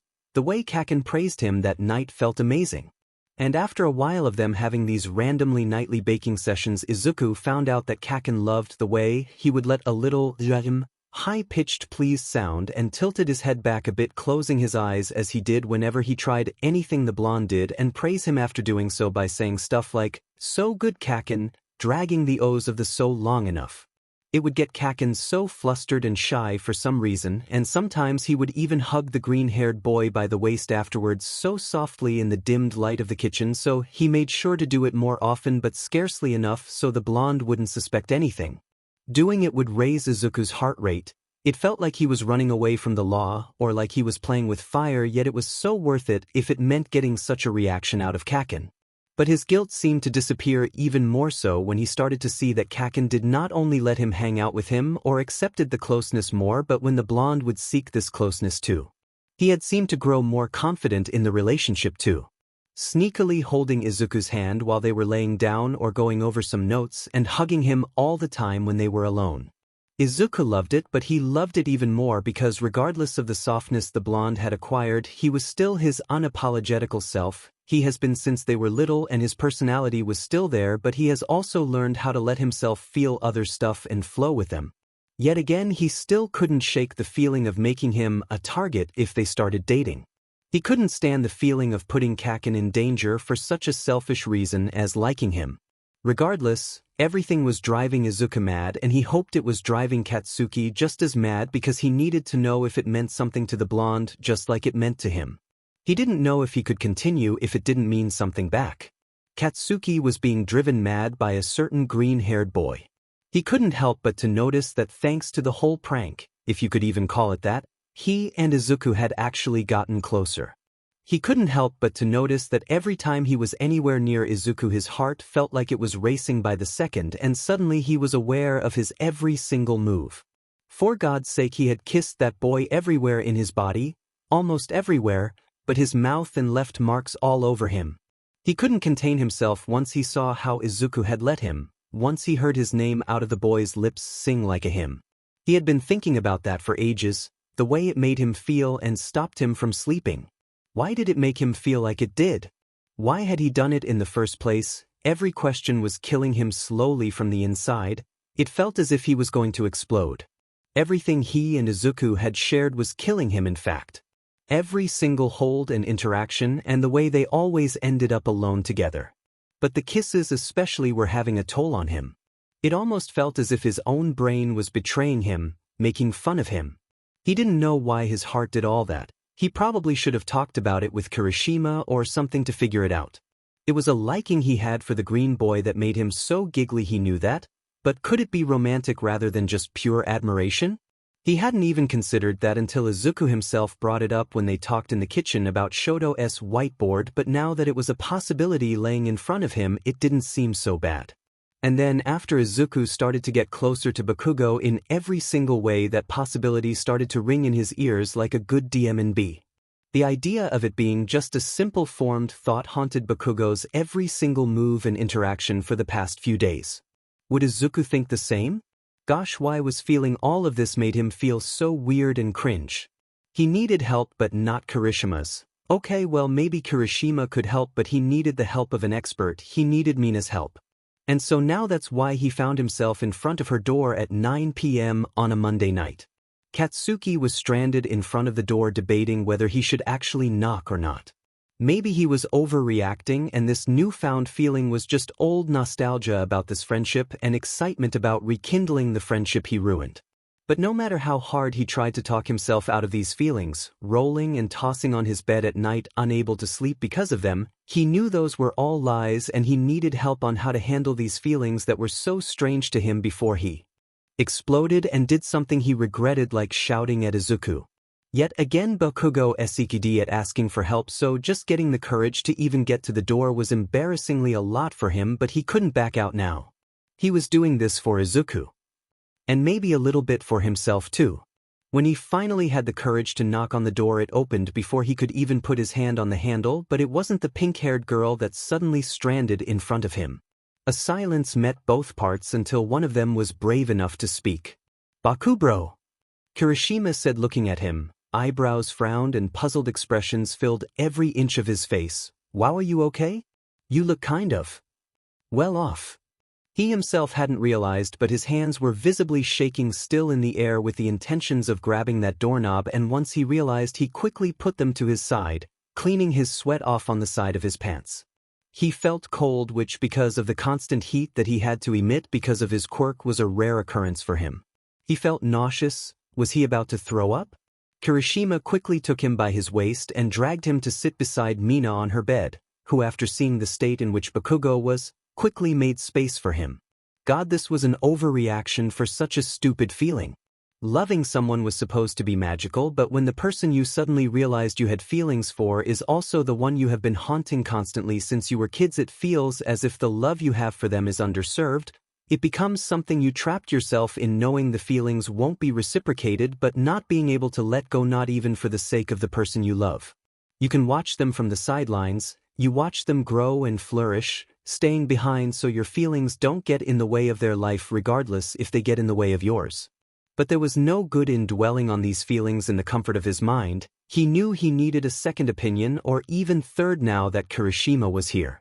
He needed the full picture, and most of all he needed help, as much as it hurt realizing that he needed some. As he had told Izuku before, he didn't need to carry his burdens alone, and neither did he. His train of thought was quickly shattered by a glass of water being basically shoved into his hands by Kirishima, and Mina still sitting beside him with a resting hand on his shoulders, trying to reassure him it was okay. It felt pathetic, like being around his parents, just that maybe with a little bit less screaming. Finally, after what felt like 20 minutes of having a tight knot on his neck, feeling like he couldn't physically talk because of it, feeling trapped and claustrophobic about his feelings haunting him in such a strong way and re-raging his thoughts over and over, he was able to steady his breath and finally talk. "I'm sorry," was the first words to leave his mouth, and the first time he muttered those words to his friends. Demon, maybe Izuku did make him more sappy, but there was no taking those words back now, and so he just stayed looking at the floor, not wanting to see the reaction of both of his friends. He could feel their gazes on him, but they didn't feel like they were burning through his skin. Rather, he could feel the way they were worried. Kirishima having taken the glass of water out of his hands and sitting beside him, and Mina moving her hand up and down through his back, and he hated it. He hated feeling pitted and weak, especially by people he somehow appreciated. He knew it was stupid. He had learned that people didn't think he was weak all the time thanks to Izuku, but it still felt weird being this raw about your feelings. For the first time since Izuku left, he felt lost about what to do with the situation. This wasn't like hero work. There was no winning nor losing, because feelings aren't bad nor good, they just are. Feeling sad didn't mean he wasn't the best, it just meant he was growing and learning how to feel something more than anger. Yet it still and filled his eyes with frustrated tears. That was it, he wasn't mad, just frustrated with himself, and he was going to fix that in order to fix his feelings for Izuku, for his sake and for the sake of the green-haired boy. Both Kirishima and Mina were taken aback by this sudden meltdown, yet again they didn't judge him nor talk. They both gave him his time until he was ready to speak up, and that was nice. It made him feel less lost, not because he knew what to do but rather because he had people to get lost with. So, Kirishima finally said, "Should I leave? I mean, I guess you came looking for Mina." "I don't want to intrude," he finished, looking at Bakugo, who suddenly gained the courage to stop looking at the floor and instead addressed Kirishima. "No," he was quick to respond, didn't scream the word, but there was almost a desperate tone that lingered. "I need dash." He started taking a deep breath while fiddling with his own hands. "I need help," he whispered, still ashamed he needed to ask for it. "Well, it seems like you need a lot of that right now," Mina suddenly said as he handed him a tissue. "I don't need that," Bakugo quickly remarked, trying to put his hands in the way of the tissue to stop it from reaching his face but falling. "Oh, believe me, darling, you do," she said as she took it upon herself to clean some tears from his face with the tissue. "Gross. You've got snot falling off," she said as Bakugo took the tissue and blew his nose against his own will. "Nobody asked you to act like a mom, Pinky," Bakugo responded, looking at her with a harsh expression returning to his face. "Gosh, sorry for trying to help," she said jokingly, rolling her eyes and slightly nudging Bakugo on the shoulder. As much as a joke that remark was, Bakugo knew she was right. She was being so nice, and yet he couldn't help but to be a d-dash. "You are right," Bakugo said, trying out a thing that his actual mom showed him, back when he was younger and filled with anger, that she had thought might help him share his emotions better. "Say what you think in the moment and don't dwell twice about it. It might take time to work not thinking too much about voicing other feelings other than anger, but he would work his way through. I'm sorry, I'm just not good with, well, feelings." "No need to apologize, darling, we know," she said, looking at him and then at Kirishima and then back at him, her face going from a grin to softening up a tiny bit. "We are glad you're trying to be more open, but we do love when you scream at." "Yeah," Kirishima said, finally speaking up as Bakugo turned to look at him. "It's nice knowing you are comfortable enough with us to yell like that," he finished, flashing him the biggest grin. "Yeah, okay, thanks," he said, trying to address both at the same time, but enough with the sappy sheet. "Fine," Mina responded reluctantly. "So what's up?" "Oh, actually, before we start with this therapy session dash." It's not a therapy session," Bakugo interrupted, rolling his eyes. "Are you absolutely sure you want me to stay?" and then quickly added, "Because if you do I would be honored, but I know you came looking for Mina, so I don't want to intrude and dash." "Hey," Bakugo interrupted Kirishima again and put his hand on the redhead's shoulder. "If I didn't want you here I wouldn't have even let you see me cry." Then he took his hand off and continued, "Besides, I think the more opinions I have about the situation the better," and then almost in a whispered, "especially since both of you are dating, which makes you kind of love experts." "Wait, does this mean what I think it means?" Kirishima suddenly said with a smug expression growing slowly but bigger. "Our Bakugo is in love."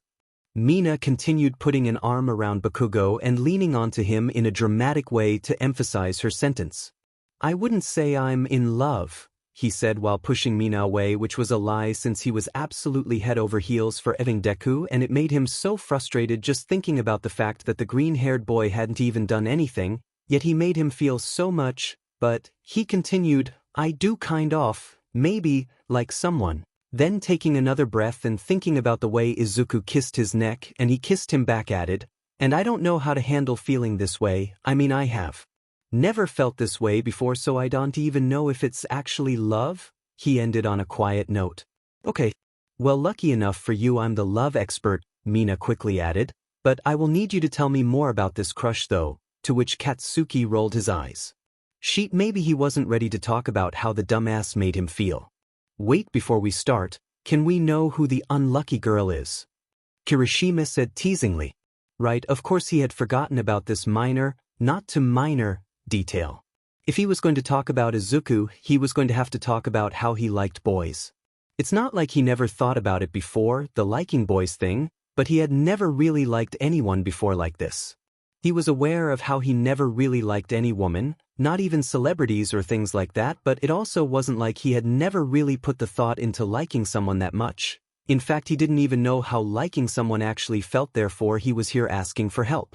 He may like Izuku and that's it. Whether he was gay or bi or anything else wasn't something he was sure of. He wasn't a fan of labeling himself, he never had, but people would probably want to label him. If he didn't say anything about his sexuality but talked about him clearly, maybe crushing on a boy he was probably going to be labeled as gay, was he okay with that? Maybe he was as long as Izuku was on his side. He didn't care about his sexuality that much, he liked Deku and that was it, and as unrealistic as it sounded, he didn't think he could like anyone else. He would be lying if he said that coming out, or people labeling him and putting him in a box didn't scare him to death. As much respect he had for gay people, he didn't want to be labeled as the gay one on school grounds. He knew his friends were better than to do something like that, but he didn't know about other people. He was more than just his sexuality, but once again if he came out he would guess he had to prove people that, and was that so different from now?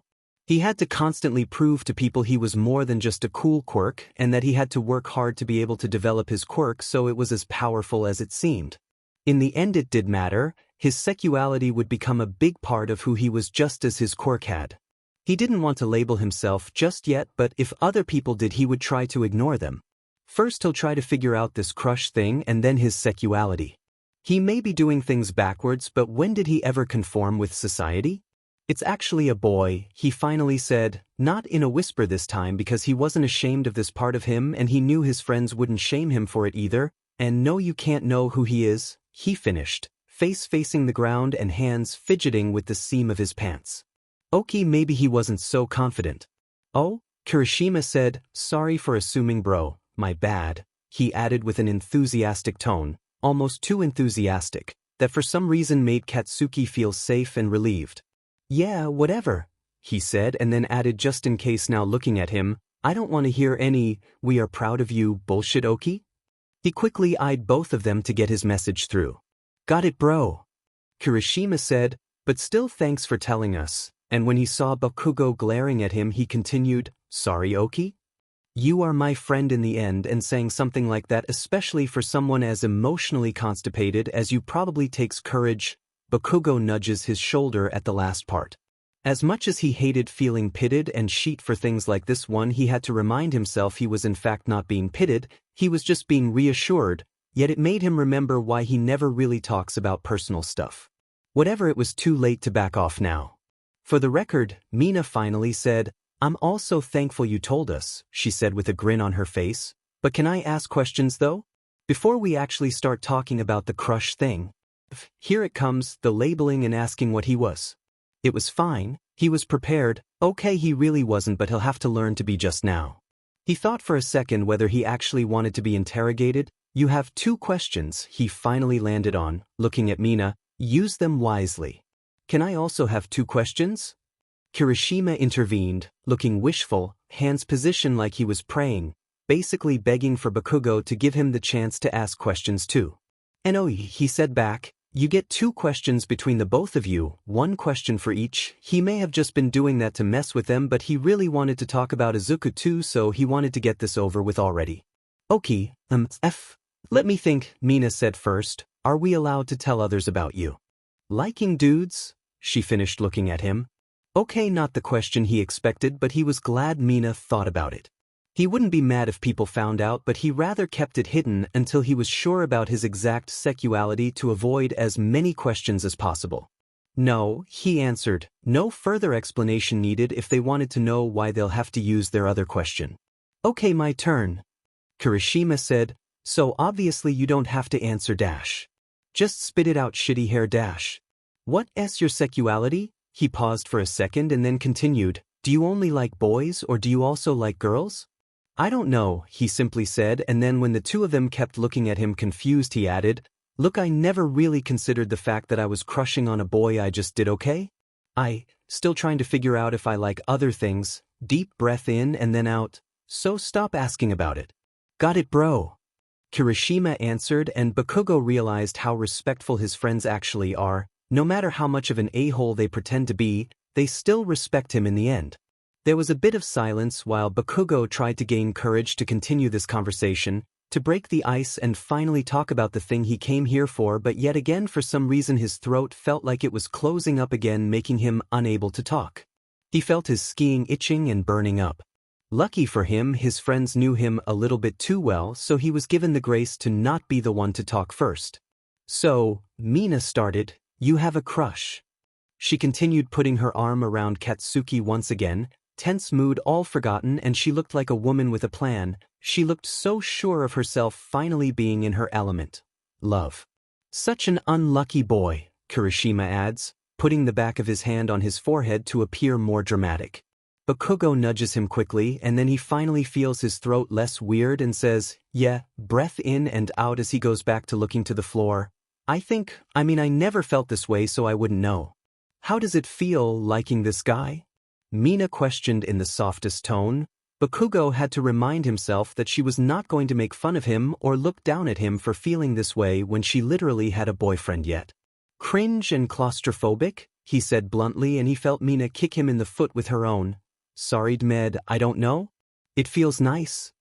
"You are going to be more specific than that if you want us to help you, Baku bro," Kirishima intervenes. "Oh, I have an idea to make it easier for you." He suddenly sits straighter and poking Bakugo, so he looks up at him, which he ends up doing. "How about we tell you about how we felt when we realized we had a crush on each other?" Then he quickly eyes Mina and asks her, "If it's okay with you, of course." "That's actually a great idea, darling. Thanks for asking," she says, smiling at him so fondly that it made Bakugo want to throw up. God, he was never going to feel normal about lovely things, but I don't know if Bakugo would like hearing us talk about it though. "You are right, I hate hearing you guys be lovely-dovey," that got a giggle out of the couple, "but I rather hear you talk than talk myself, so I guess go ahead or something." "Okay, so," Mina continued, "can I start?" Kirishima nodded at her, and so she continued, "I'll try to keep it short so I'll spare you the details of the moment itself, but I remember it was when I saw Kiri helping another hero student from a different class at the sports festival. She tried to keep her gaze towards Bakugo, but she couldn't help but to look at Kirishima and Kirishima only. It was so disgustingly sweet, yet he couldn't help but to let a tiny grin out, just a bit though." Mina continued, "I remember the atmosphere of that day was so tense, everybody trying to win against each other, especially between classes, but seeing Kirishima not care about the differences between us and other future heroes made me realize that we are all humans in the end. Whether we are put against each other, we, all of us, are just kids, and we deserve to act like so and love each other in every sense possible." Those words were simple, yet Bakugo could feel the 1,100,000 words that weren't spoken and lingered in the air, but he caught them, or at least he knew Kirishima had, because he was looking back at Mina and he could see his smile growing and spreading across his face. "I think I feel like that," Bakugo suddenly said, and then added, "towards that boy." He looked at Mina, who gave him an encouraging nod, and so he continued, this time looking straight into the wall, trying to avoid eye contact with anyone in the room. "Say what you think and don't dwell twice about it," he reminded to himself. I don't know if there is just one specific moment, but every time I see him talk about him wanting to be a hero, the way he talks about it, and the way he is becoming a hero for himself but also for others, so he can help kids like himself, makes me feel a profound admiration for him. The way he doesn't need his quirk to be a hero, he is much more than that. His morals and beliefs make him enough of a hero. He doesn't conform with being great, he wants to be the greatest. He took a deep breath, but he could stop himself from talking. He really did admire and like this boy so much, didn't he? He always looks for a solution and never gives up, always looking to forgive the people around him, yet he still doesn't forget, because he believes the past makes us see how far we have come, and he will always sacrifice himself first before putting anyone else in danger, regardless of how bad of a person you are. He stayed in silence for a moment and then added, "He is also the nerdiest guy alive, and he is not afraid to be himself and express his feelings, which only makes him even more FNG cute or something, and his kisses are so soft and gentle," he almost added, but decide not to for Izuku's privacy and maybe his. He buried his face in his hands. He could have kept going, but if he did, he was afraid he'll accidentally spilled a little bit too much. Holy shit, he didn't only had a stupid crush, he was utterly and absolutely in love, he suddenly said, taking his hands out of his face and facing both Mina and Kirishima. "I think I'm actually in love with him." Kirishima was quick to hand him a pillow that was nearby, and he just buried his face in it and screamed as hard as he could without disturbing his classmates in the other rooms. God, this feeling was so stupid and dumb and filled his body to the brim, to the point he felt like he needed to vomit out his organs to make more space for this newfound feeling. "Let it all out," said Kirishima over his screams, patting him on the back. "We are here for you." Mina continue. "Who knew you could be so sweet for someone, nevertheless Midoriya?" He quickly took his face off the pillow and looked directly at Mina. "How did you dash?" he started but was quickly interrupted. "No, it was him?" she said with the stupidest grin. "As soon as you started describing him you were done for, darling," she finished with a giggle.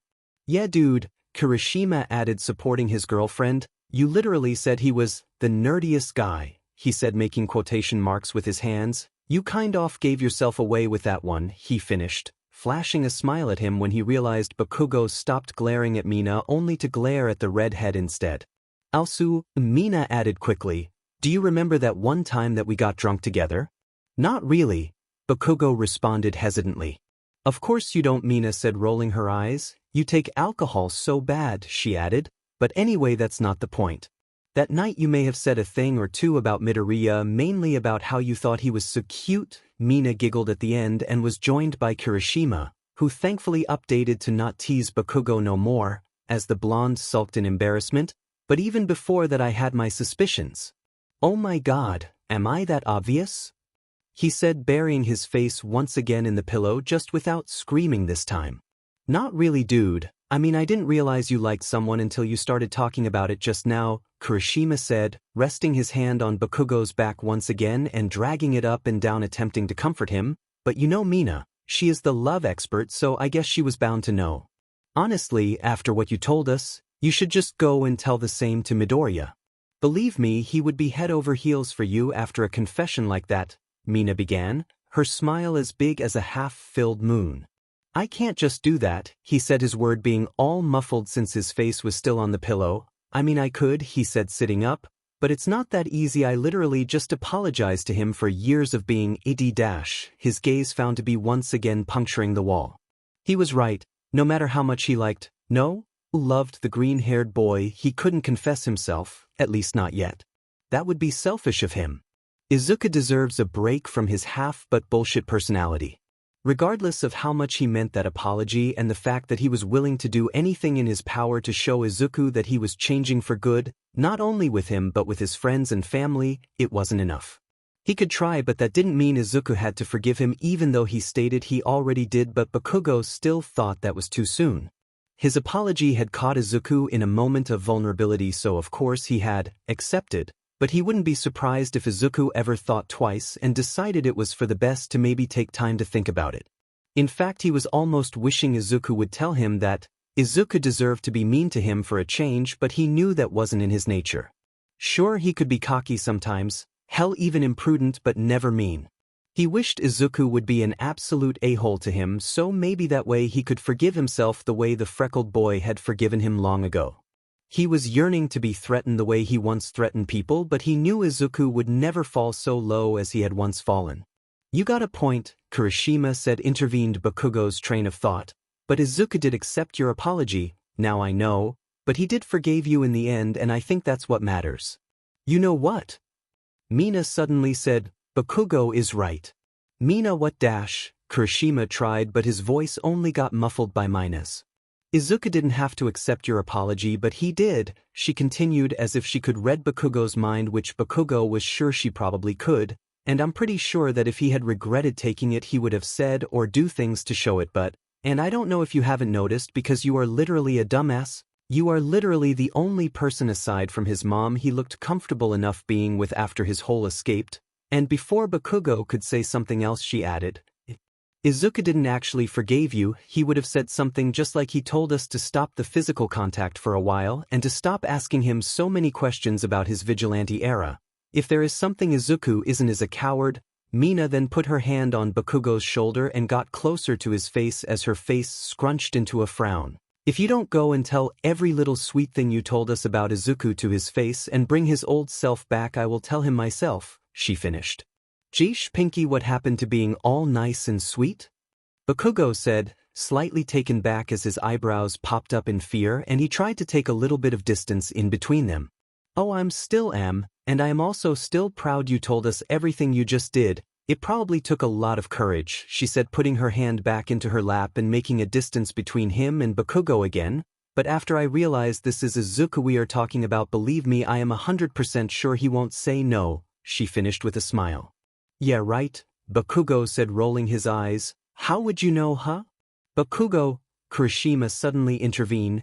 This is Mina we are talking about. If she is good at something that we are not, those are feelings and love. I guess. Bakugo continued, trailing off a bit. He did trust Mina more than he sometimes would like to admit, but this wasn't something hell-like to charade on. He wanted to be 100% sure so he wouldn't accidentally put Izuku in a situation he probably didn't want anything to do with. Look, Mina said, suddenly smelling Bakugo's hundreds of doubts. If he says no, then think about how at least you wouldn't be lying to him anymore. Doesn't he deserve the truth? If you tell him, he'll get just that, and who knows, he'll even surprise you. God, what if it hurts? Bakugo responded, head buried once again on the pillow laying on his lap. That's the beauty of love, darling, Mina said softly, gently putting her hand on Bakugo's head and playing with his hair. Love isn't supposed to be only pretty, it's supposed to burn, hurt, catch you ablaze, and overall it's supposed to be loud, and it's about damn time you stop being quiet about it and learn to let it go and feel it. Burn you from the inside out. It burned. Feeling all of this, especially for someone who you weren't sure felt the same, but he was ready to feel all of this if it meant he could appreciate Izuku in a way no amount of platonic love could, a way only he had learned to. It could hurt him, but hadn't he fought enough villains to already be immune to that? I still can't believe our Bakugo is in love, Mina chanted, breaking the silence the room had fallen in. Yeah. Kirishima joined, and then, can I ask one more thing though? He finished, eyeing Bakugo. One more thing, and then we are effing over with this subject, alright? Bakugo scolded him, harshly, but he couldn't find the force to shout at his friends like he used to, at least not yet. Okay. So how did you figure it out? You know that you may have a crush, he quickly said, a bit too enthusiastic for Bakugo's taste. I just literally figured this out? You helped me, idiot. Bakugo said, rolling his eyes. I mean, he continued, correcting himself, what was the catalyst event that made you come here and finally talk about it? Kirishima said. Aga, Bakugo let out as he covered his face with both his hands, and both Mina and Kirishima giggled in the back. I'm going to tell you, but you can't laugh nor tell anyone I told you, got it? He finished, really emphasizing anyone. Yes, sir. Kirishima said as both him and Mina saluted him as if they were soldiers. Bakugo then fell backwards into the bed, legs hanging on the edge of it, and looked directly at the ceiling. He needed to pretend those two weren't there in order to successfully talk about the moment. He knew which one was his catalyst moment, but he wasn't sure he was brave enough to mention it yet. So, he started, like a few days ago, I think. I don't remember when exactly. It's not like it matters, but he started to get out, a tad bit too rapidly. Hey, Kirishima said, laying beside him, also looking at the ceiling. Deep breaths, you don't have to tell us, okay? No, Bakugo said as Mina proceeded to lay beside him too. I want to, it's just weird. I don't even know, he finished, breathing in and out. A brief silence was shared, and then Bakugo started once more. Izuku had a nightmare. He started, and he came to my room for help, and I let him lay down beside me, because he was feeling scared. Go on, Mina said to him, softly encouraging him. So, Bakugo said while covering his face with his hands, because suddenly only staring at the ceiling wasn't enough, he needed to disappear. He may or may have not, kiss me. And I kissed him back, not on the mouth though, he quickly added as soon as he heard the way both Mina and Kirishima let happy squeals out. So he kissed you on the cheek? It only took that? In Bakugo, you are whipped, Kirishima said between giggles. Not only the cheek, but yeah, Bakugo answered slowly, moving his hands from his face. Wait, the pinkish girl suddenly said, sitting back right up to stare down at Bakugo. Was that the day when you asked me for my makeup and then I saw Izuku's neck weirdly covered with faint red marks, she said, getting more excited as she did. Shut the f up. Oh my god, shut up. Bakugo said, also sitting back up, hardly, but a soft smile appeared on his face. I'm right. Bakugo. Mina continued with a teasing voice. No. He said, maybe too defensively, and then cleared his throat. No. I didn't even kiss him in the lips, he finished, putting his hands in the air as if he was claiming he was innocent, which he was. Wait, I'm kinda lost, what marks? Kirishima suddenly said, now sitting up too, looking at the two others in confusion. Nothing, Bakugo quickly said, shutting the guy up. Just forget it, he finished, taking a deep breath. Fine, Kirishima said, dragging the ease at the end. But you are telling me later, he said, poking Bakugo's chest. Whatever, he said dismissively, are we done here? Are you going to ask Midoriya out soon? Mina shot at him. Okay, so we are definitely done here, Bakugo said, annoyed, standing up and walking to the door. Bakugo, Kirishima said dramatically, extending his hand at him as Bakugo opened the door and got out. If you need anything, come back, the door is always open. Mina shouted at him, rapidly, so sweet and compassionate it kind of set Bakugo off. Good luck. Kirishima shouted at him too. Okay, thanks I guess. All Bakugo could do was let himself get out before closing the door. And so with that last note, Bakugo left that room with a mission, one that was for the sake of his feelings and for the sake of Izuku's. He was going to let himself feel everything he had buried deep down inside of him, and he was going to enjoy it regardless of it hurt or not. He was strong in the end, he could take it for Izuku.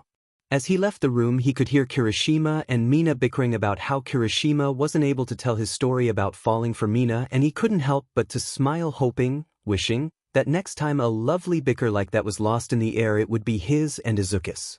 The green-haired hadn't been able to sleep for a few days in a row now. He usually had sleeping problems, more now than ever, but he had never gone as long as 2 days without sleep, but now it was almost a week. A week of sleeping for maybe 20 minutes or so, 10 of them which, if he was honest, was just him pretending to be asleep while he fussed and turned into tricking his brain that he was tired before he either actually fell asleep but woke up in cold sweats and freezing tears all over his face, or just gave up into pretending to sleep and just straight up worked on some homework or went down to the kitchen for water. After he and Kaken had gotten closer, he had often sneaked into the blonde room and they would find an activity to indulge in, but sometimes he was still weary of tiring the boy out. He didn't want to stretch his luck, and so he still spent most nights alone. He, as almost every other classmate, was more than worried for the war to come, and that was triggering his nightmares more and more as days and weeks passed by. It seemed at first when he came back he almost tried to lie to himself about everything, choosing to indulge in other stuff, choosing at first to indulge in his own sadness, but then slowly moving to indulging his friendships and later the plan in which he and Todoroki had made. But as time passed by and he got to be in more hero meetings, All Might seemed to be getting worried every time they talked and almost every conversation. With his friends that once brought him joy seemed to finish with them talking about the war to come only startled his nerves even more, and so he started to get more and more nightmares. Today though was a quite horrible one. He woke up shaky and just out of it, it felt as if his mind and body were not one, as if his soul was floating but his body was still and paralyzed. He didn't want to wake anybody, he didn't want to bother them, and made them more worried about the war. Not Kaken nor Todoroki or Ochako. He was going to find a way to deal with this by himself, and so he did the only thing that came to his mind, and that was to get some fresh air. When Izuku was little he used to get really bad back pains and his jaw would often feel tense and almost stuck. At first his mom had thought it was because he was just sleeping in the wrong position or playing too rough with his friends, but soon after Izuku was diagnosed with anxiety. Even as a kid he was constantly extremely worried about his mom or his crushed dreams of being a hero.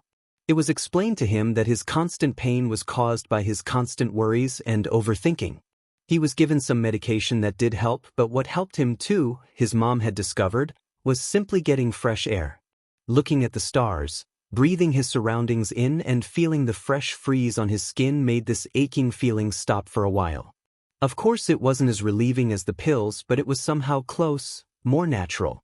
And so now that the pain had come back thanks to his fears about the war, he found himself in the entrance of the building roof thinking he was successfully not being perceived. But oh how the world loved messing with him, because just as he entered the roof there he was, Katsuki, his dear friend Katsuki, standing close to the edge of the roof looking up at the stars and taking a deep breath in and out. He was tempted to leave, but what was even more tempting was hugging the boy in front of him. "Hi," Izuku said as he closed the door of the roof behind him, slowly making his way towards the blonde. Katsuki was nothing more than taken aback by his presence, quickly turning around in surprise, but then his face melted into a soft grin.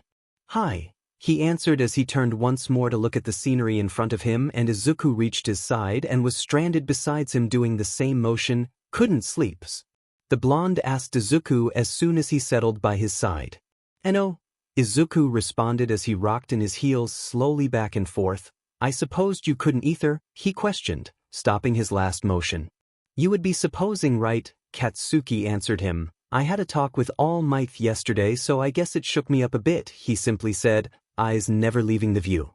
"Yeah, he is not the greatest at comforting, I'll give you that," Izuku answered him, and unlike Katsuki, he chose to look at the guy beside him rather than the view, admiring every little thing he could of him. Katsuki chuckled a bit at that last statement, slow and pure. They stayed in silence for a while, both of them admiring the beautiful view, just that one was looking at the moon and the other at a boy. After a while of a very pleasant silence, Katsuki spoke again. "Izuku," he said as he turned his head around to look at the boy who was already looking at him, "I wanted to ask you something," he said slowly, nervous almost. Forgetting with the semblance of his black skull t-shirt he was wearing, "But you can't freak out, all right?" he added, looking at Izuku directly into his eyes. "Okay," Izuku said, genuinely getting worried to the point that he was having a hard time looking into Bakugo's eyes. He tried looking at his nose or maybe his mouth. Nope, that definitely just made it worse.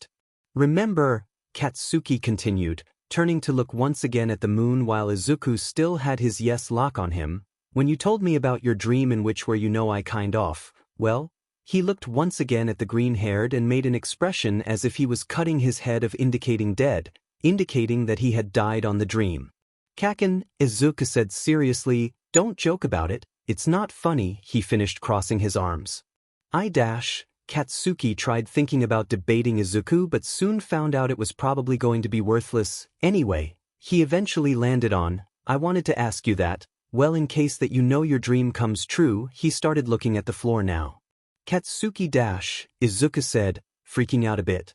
"I told you to stay calm," Katsuki interrupted him, grabbing Izuku by both his shoulders and making them both stand in front of each other. "You will not die," Izuku continued, interrupting him. "I will not allow you to die before I do. I will not allow anyone to die by the matter," he said firmly, as if it was the most obvious fact ever, as if it was as obvious as we need air to live. He had thought about it, Katsuki dying, his friends dying, but no one so far had dared to say it aloud. Izuku was not stupid. He knew he could protect his friends, but in the end he was just a kid. As a matter of fact, all of them were, and so the chances of dying were always there, but hearing it out loud made Izuku's fear of it worsen, get bigger, and it eventually would become the only thing in his mind, eating him alive in every step he took. "Oh, Izuku," Katsuki said to him, so calmly and soft. "I know," he finished, and it didn't sounded like he doubted Izuku on it, yet he continued, "But there's always a chance. I know what you said, but listen, I have them." He sighed deep as if to recollect himself, almost ashamed of what he was about to say. "I have bunch of letters on the second drawer of my closet hidden away in a pink box." He sighed again, and once he started talking once again his voice sounded shaky. "I want you to give them to our friends. I am label them so it won't be difficult, and of course there is one for you too," he finished simply. "Letters? For what?" Izuku questioned further, forcing Katsuki now to look into his eyes as his shoulders were still restrained by the boy. "I wrote a bunch of sappy shit, you know, in case I don't get to tell you, and the rest while I'm still alive." He finished and said no more, and so Izuku decided to question him no further. He couldn't believe this was their lives. Having to ask one another stuff like this in case they died. He knew when becoming a hero sacrifice was to be made for the greater good, but they weren't even fully heroes yet. They were kids being thrown into the first lines, all because of the stupid hero system, all because of him being a stupid target. "Okay," he simply said, and as he was unable to mutter anything else, afraid he might jinx it, so instead he quickly pulled Katsuki into a hug. "But I want you to know you are not dying on me, Katsuki, got it?" Izuku said, and Bakugo let out a shaky breath as he embraced Izuku back and buried his head on his shoulder. "Believe me, I know," the blonde simply answered him, eyes slowly becoming red. They stayed like that for a while until Izuku pulled away and only held the blonde by the waist as the blonde had his hands on his shoulders. "Who knew you could be so?" Izuku thought for a few seconds and then said, letting out a grin, "Sappy?" "God, I know," Katsuki said, sounding like his usual self again. "I can't believe what you guys did to me," he finished as he dropped his head on Izuku's shoulder. "I miss when people were scared of me." "If it helps, I think Denki is still kind of scared of you," Izuku simply said, flashing him a smile. "Are you?" Katsuki asked him, suddenly removing his head from his shoulder and looking at him. "Am I what?" Izuku said, confused, frowning his eyebrows. "Scared of me still?" Katsuki answered, and God, did he looked so guilty, like a kid after he made a mess. He looked scared, almost scared of himself and scared of Izuku.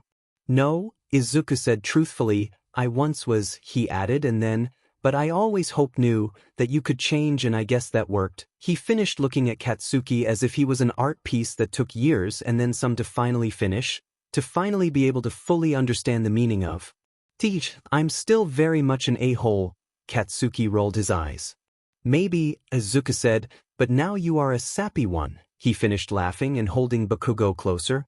"Okay, well, sappy time's over, fucker, we have to go back to our rooms," Bakugo said, anger feeling his face but not letting go of the hug. "Sure," Izuku said, and then quickly landed a kiss on Katsuki's cheek as he stormed off to the stairs. "Race you to the bottom," he shouted back at the blonde. "Hey, no fair," Katsuki shouted back but followed him behind. Izuku ended up sleeping in Katsuki's room that night, and as he laid beside the blonde he couldn't help but to think about their earlier conversation. Once the words were muttered, there was not going back. Izuku was growing more and more worried by the second. He couldn't make Katsuki a bigger target than he already was. He couldn't let the blonde die. Love is the strangest feeling in the world, or so Todoroki thought. He had never understood it nor looked into it that much. Yet he couldn't help but to admire the way Izuku and Bakugo seemed to be somehow devoted to each other.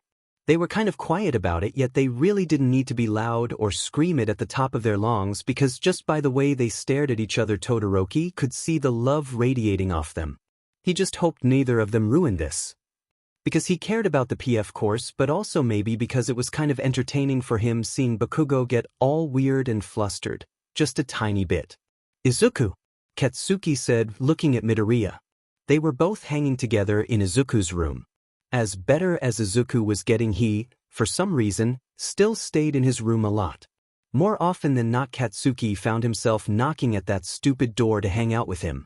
As much as he knew Izuku could take care of himself, sometimes he needed the reminder that he was still here and not somewhere far away from him and his heart. Currently Izuku was sitting on his chair at his table finishing some work, and Katsuki, who was to date with all of his assignments, was laying in Izuku's bed reading some comics. Was half and half guess far off, or do you actually dash? It seemed crazy, but yet again Katsuki's mouth was moving before he thought. And after talking to Mina he felt better about it, about his feelings, and he was never the one to hide his feelings, at least not this new version of him.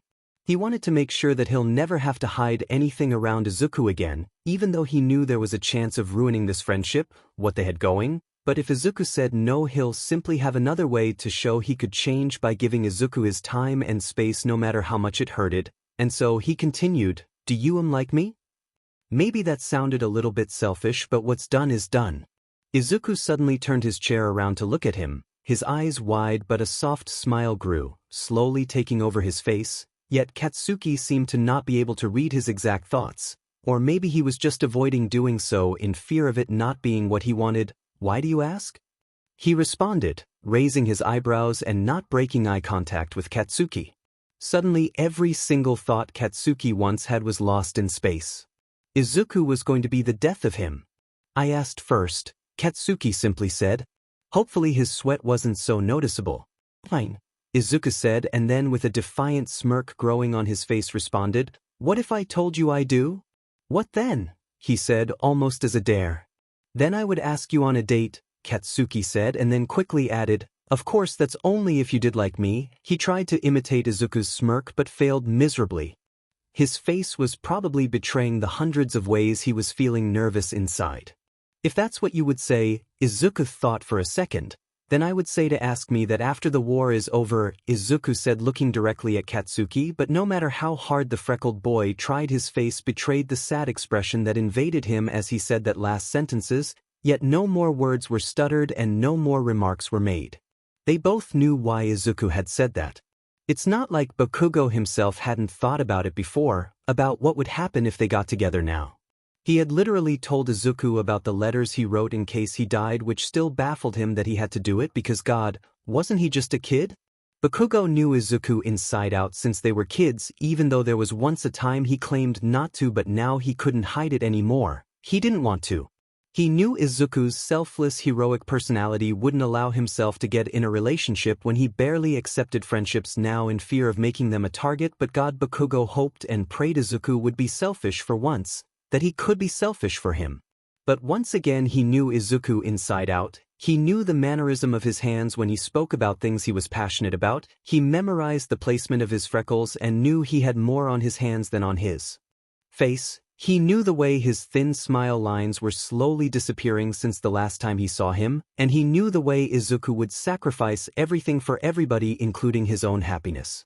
Bakugo could try and beg for Izuku to think about it, to think about them, but it would only make the overthinker boy even more anxious than he had been for the past days, and he didn't want to be the reason Izuku felt worse than no. Maybe I will, Katsuki said calmly, his throat feeling in a knot and his eyes felt wetter than usual but not enough to cry. He didn't know what else to say to him. They would definitely talk about it later, but right now he didn't want to make the green-haired boy feel worse. This wasn't a rejection nor another goodbye, this was merely another one of their games. Izuku daring him, yearning for him to accept this new challenge. "I'll be waiting then," Izuku said, breaking eye contact and going back to look at his homework so he could briefly shot his notebook, and then made it towards where Bakugo was laying down and laid next to him, and fast enough Bakugo found himself melting into Izuku's touch as they both positioned themselves to hold each other. He could feel Izuku's tears fall down his cheeks slowly but decided to say nothing about it and instead held the boy closer. This was better than anything Katsuki had expected, not a sure yes but a future maybe, a future challenge, with enough time for Izuku to think about his statement again, just like how they always have been. What else could you expect from a problem child? Yet it burned him like Mina said it would. After a while of both of them settling in each other's arms, Bakugo couldn't hold himself anymore, and so a few tears came down his eyes, yet not as much as Izuku's. "It's for the better," Izuku says after a while as he chokes back a sob. "Is it really?" Is the only thing Bakugo could think of saying. Always challenging people, always challenging what he thought was right instead of letting it go. The blonde was met with a silent one that was louder than any uttered words. "I love you," Bakugo whispers, unsure whether he wanted Izuku to hear him or not, unsure whether the boy would be brave enough to mutter those words back. "I'm sorry," Izuku whispers back onto Katsuki's neck and gives him one last kiss there. After a while both of the boys went to their respective rooms for the night. Neither of them were able to fall asleep, instead thinking of one another. Over the next few days their behavior didn't change at all. Both of them still found solace in each other, yet Katsuki couldn't help but to feel a tad hurt every time he hugged the green-haired boy, knowing he had to wait in being able to finally share themselves to one another in every sense of that phrase. He longed to be able to kiss the boy for sure, but more so he longed to fill the boy with romantic words and compliments and praises. He could do it now, but there was still a thin line he couldn't jump. He had to stay in the platonic side of said line in order to keep their friendship going, at least after the war, when he would propose in the right way and time when Izuku allowed him to, only if he allowed him to then. If he had to wait years, then so be it, and if he had to wait longer than the war, then suddenly he didn't want to do anything other than sit by a bench and wait as Izuku gave him a nodding affirmation that he could go ahead and confess once more. He would wait like Penelope once waited for Odysseus, no matter how long it took. He would stand by Izuku's side regardless of their distance, and once he returned he would not question him of everything he had once done and would take him blindly to the change time could bring, because no time could drive them apart like it once did, at least not if he had any say on it. Yet it hurted and burned him down. Every prolonged stare in which their eyes interlocked and soft touch he gave or was given was a reminder of what he couldn't completely have, at least not just yet. It was also a reminder of what he could have had before if he had not been such a prideful creature and sallow said pride before, instead of letting it drown him and ruin this friendship. He found himself lost and not knowing what to do, and so he returned to Mina's room and this time knocked without hesitation, and when Kirishima once again opened instead of the pink girl, because for some reason that man always seemed to be in the room where it happened, he had tears filling his eyes. He never found himself to be the emotional person, but Izuku had opened this new vault instead of him. He now found he couldn't close. Both of his friends comforted him even though he claimed he was okay, but his red eyes said otherwise. Kirishima rested his hand on his shoulders because that's as much Bakugo would allow him to do, and Mina talked to him non-stop about how it was going to get better, and Izuku didn't totally reject him, but if he was honest he wasn't really listening to either of them. He could only think about how awful the feeling was. They ended up watching a movie with the three of them together in Mina's room. Kirishima brought popcorn and sweets, but even then he couldn't stop thinking about Izuku. It was almost like a drag. He knew this friendship would kill him slowly, yet he yearned for anything that it would give him. Maybe he was being dramatic, but he had learned thanks to Mina that he was allowed to be, since he was just feeling stuff, and feeling didn't mean you were dramatic, it just meant you were learning to deal with situations you hadn't before. As the three of them walked to their respective rooms, Kirishima being left behind since his room came before Bakugo's, he couldn't really take in anything of what was happening. Once they reached Bakugo's room and Bakugo was about to go in, he turned around before closing his door and looked at Mina, who was standing in front of his doorway eating for Katsuki to get in his room. "Will I feel like this forever?" Katsuki asked Mina in the warm light of the doorway. "Oh darling," Mina answered without moving from where she was, "for a while you will, but Izuku would never let you feel like this for long." And then after a pause, "You should talk to him, explain to him how you feel, and maybe then he'll come around." "Okay," he said quietly, and then, "Thanks for everything," he finished, looking at the floor, unable to say something like this while looking in Mina's eyes. "Anytime," Mina answered. "I'm just glad you are finally expressing yourself," she finished with the biggest grin. "Yeah, okay. Sweet time is over." Bakugo bite back as he flipped Mina off and shot his door. Mina was right. He needed to talk to Izuku. He needed to convince him he didn't care about being a target, and then maybe he wouldn't have to wait after the war. He had caused Izuku enough damage towards their childhood and middle school, and Izuku never left him and in fact only tried to help him, so it was Katsuki's time to return that favor. But as he went to sit in his bed, he saw Izuku was already 2 steps ahead of him and had left a letter apologizing to him about the blonde who should be the one apologizing. The note went something like this. "Dear Kaken, I'm so sorry for the way I rejected you. I mean, I didn't want to, but I still did. I wish to explain myself if you could let me do so. I don't want to leave you with no explanation, so if you allowed me, could you meet me at the roof tomorrow at 5? Izuku. God, why was he apologizing for? Bakugo couldn't help but to feel so mad at the boy. He had the right of rejecting him regardless of how it would make Bakugo feel, and he had the right to be an a-hole, which he hadn't really been. Bakugo could take it. It wasn't as if he was a baby. It felt as if the boy was humiliating him, but he knew it wasn't. This was Izuku. He knew the boy wouldn't do anything to hurt Bakugo, and Bakugo didn't have to feel like he once did in middle school. He was better than that. Bakugo wanted for Izuku to be mean to him for once, and when he had finally somehow achieved that, he apologized. How he wished he could have the boy's selfless personality. He wasn't going to let Izuku explain himself before him. He had to win this for the green-haired sakes, and so he started to write out his explanation, because feelings are always easier when they are arranged, aren't they? Shoto's hypothesis and plan to get the couple together was ruined, but he just couldn't prove it yet. The pair had been hanging around like normal, but something had changed. They were close, sure, but the contact they once used to have almost ceased. No hand-holding nor cuddles, only hues that appear to be given by 2 complete strangers. Izuku hadn't told him anything yet, and in fact he kind of became a tad distant in the last 2 days. And so because of all of this, Shoto decided to call upon another meeting with Uraraka to figure out what had happened to the couple. As both of them sat together in Shoto's bed looking directly at the whiteboard, they just couldn't come up with an explanation to the sudden change of emotions. And so since Ida wasn't going to help, they decided to recruit another mind, because as Ochako had said, many heads are better than one. Ochako said, looking at the whiteboard. "Maybe Bakugo realized he liked Izuku and is avoiding him?" she questioned, clearly not sure of herself. "I don't think so, Oka," Tsuyu said, from the floor where she was sitting facing Ochako rather than the board. She was the person they had landed on recruiting, mainly because Ochako had begged Todoroki to let her girlfriend in so she could tell her all, but Todoroki also thought that Tsuyu had a great insight of who Bakugo was as a person, so he also wanted her in. I believe that if Bakugo had realized his feelings, he would have been very vocal about them. So you think he would have told Izuku straight away? Todoroki asked her, looking at the floor from where she was sitting, crisscross applesauce. Most likely yes, she said with a serious tone. He is a coward, but not that much of it, she finished with her arms crossed now too. Maybe he did confess, Ochako said with a cheery tone, and as her expression darkened in confusion, and Izuku didn't reciprocate? No, that can't be it, Todoroki quickly said. I mean, why would Izuku do that? Todoroki was the only one who actually knew what was going on, and he knew Izuku was definitely head over heels for the blonde. But before they could keep debating what had happened, all of their questions were answered as suddenly there was a knock at the door. It is not like Izuku wasn't dying to date Katsuki.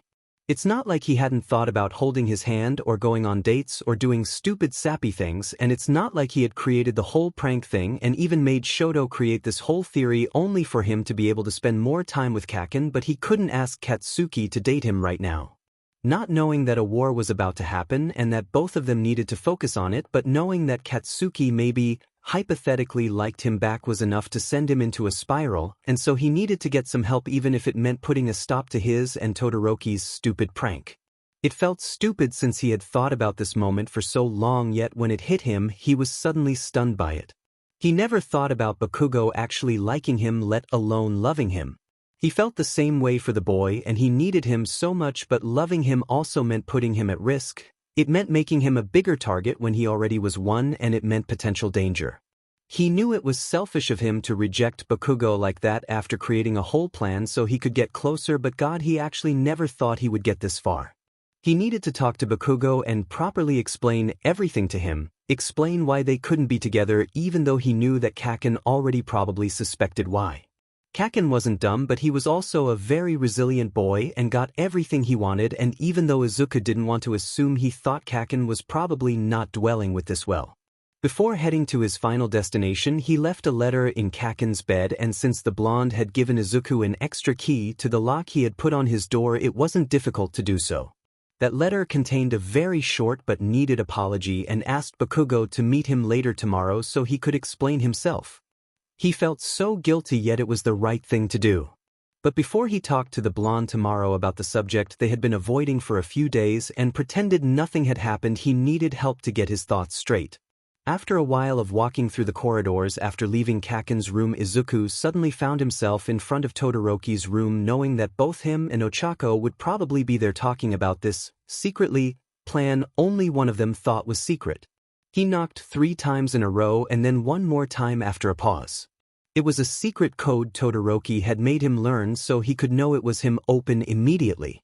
The cold boy had explained that he sometimes likes to ignore his classmates, but he would never want to ignore Izuku, Ochako, Bakugo nor Ida, and so he gave the 4 this secret code to use when coming to knock at his door.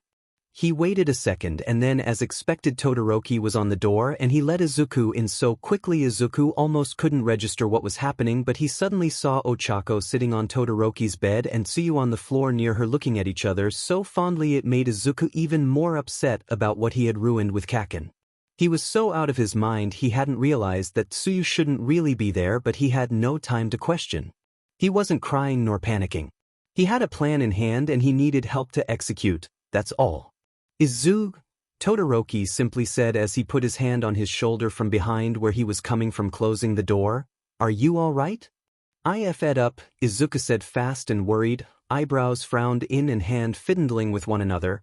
Oh, I fed up so bad, Todoroki, I totally ruined our plan, he said as he now faced Todoroki and ignored the girls behind them who probably had 1,500,000 questions in his mind. I ruined our friendship, he finally cried out. Maybe he was panicking. I need you to sit down, Izuku, Todoroki quickly said as if this was an usual recurrence, like a fire drill, and he knew the rules left to right on what to do. He led him to the bed near Ochako and then knelt in front of Izuku and shook him a bit by the shoulders. I need you to explain to me everything that happened, okay? Ignore the girls and look at me and breathe in and out and then explain. He said so sure of himself that it almost brought a certain reassurance to Izuku, and so he did as he was told. He explained everything that he needed to. Todoroki knew about the plan, so he skipped, and he had talked to him about all of his and Kaken's interactions hundreds of times too, and so he skipped that too and instead talked about Kaken's kind of confession. About what he has asked and how he responded. He cried out about how the whole plan was a mistake and he just worsened his friendship with his newfound best friend. Was all of this a mistake? Why would he even think of doing a plan like this if he wasn't sure about it?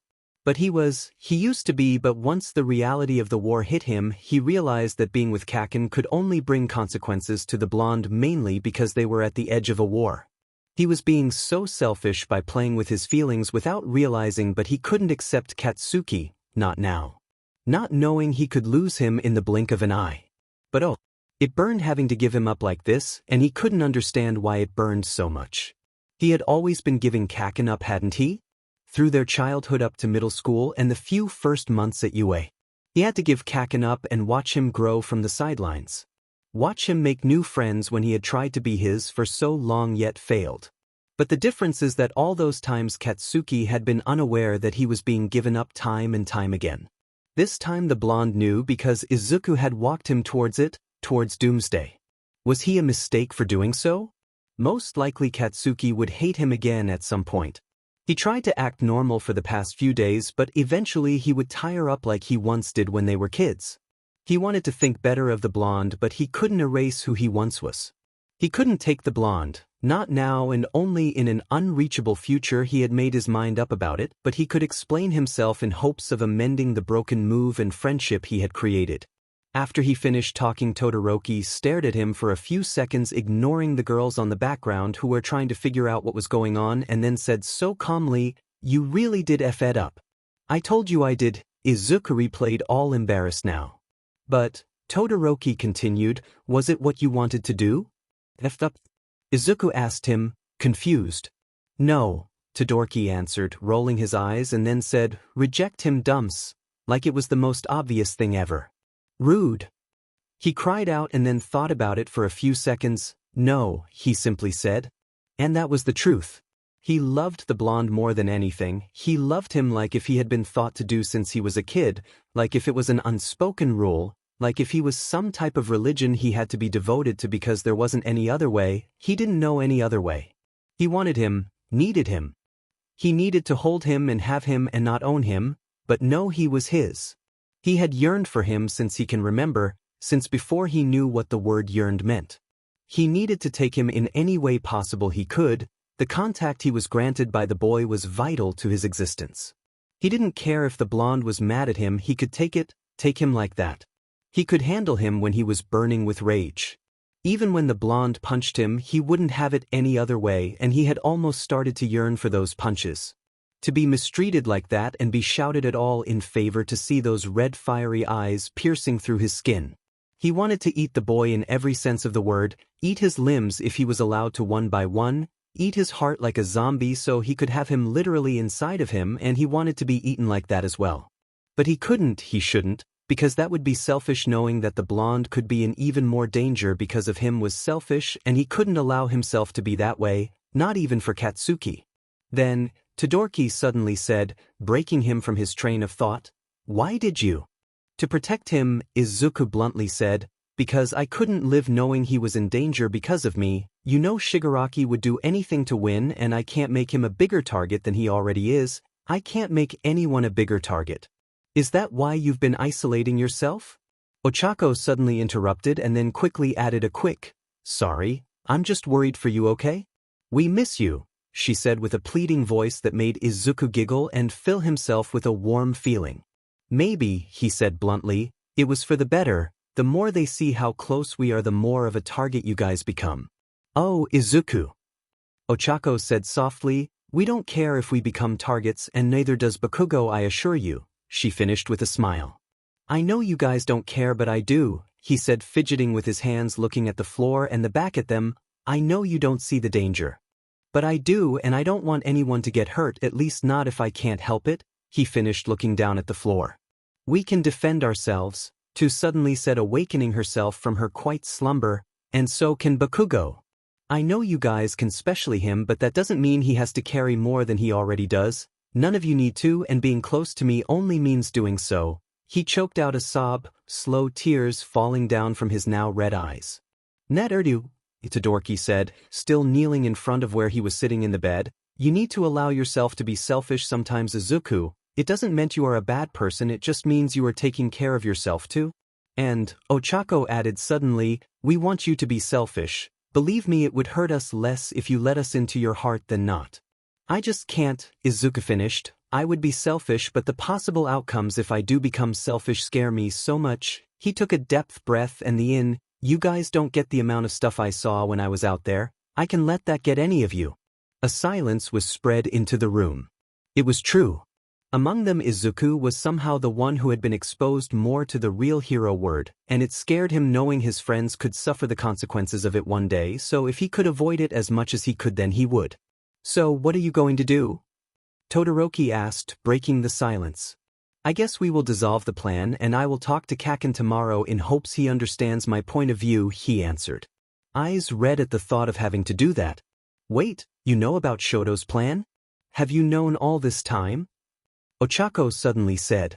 I'll explain it to you later, Todoroki whispered to her. So you want us to help you find a way to explain your feelings, Todoroki said, returning his attention to Izuku. You know me so well, Shoto, Izuku said jokingly, flashing the boy a grin. Okay, Todoroki said, standing up and going to his whiteboard and flipping around, revealing it had another unused side. Let's do this. How many sides does that thing have? Siyu inquired, quite perplexed.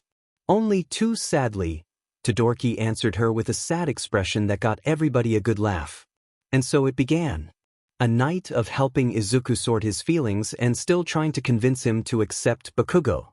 They eventually had to explain to Ochako and Siyu the whole plan. Both of the guys had planned to get Izuku and Bakugo closer, and of course they apologized to Ochako, who seemed really betrayed by this. I mean, why didn't you tell me before? She cried out jokingly. I could have helped, she finished with a pout that made her girlfriend and the 2 other boys laugh like maniacs. Later on they ended up calling Ida and explaining it to him too, who were perplexed but not so much, claiming he suspected something like that would happen. He ended up helping Izuku as the rest were doing and gave him a very wholesome speech about how he should allow himself some joy in life, and if Bakugo was what brought it then so let it be it. Izuku would later look back at this night and find comfort in it. When the war would get them and it made it seem like it was the end of the world, it would be these moments that would keep him going. The fact that he always had supportive friends that helped him process his feelings and thoughts, no matter how complicated or dumb they were, made it feel worth it fighting. But that would be in the near future, and for now he had other problems floating in his mind, and that was the explanation that Kaken would be awaiting tomorrow. Bakugo was making his way through the halls of their dorms and up the stairs to the roof of said building. After receiving that letter from Izuku, he was determined to snap the boy out of whatever self-sacrificing mindset he was in and get him once and for all. He didn't spend months getting closer to him and finally accepting his feelings only to be rejected. Don't get him wrong, if Izuku wanted to reject him then he would walk away and respect the boy, but after a talk with Mina he suspected that the green-haired boy wasn't rejecting him for the right things and maybe didn't even want to reject him at all.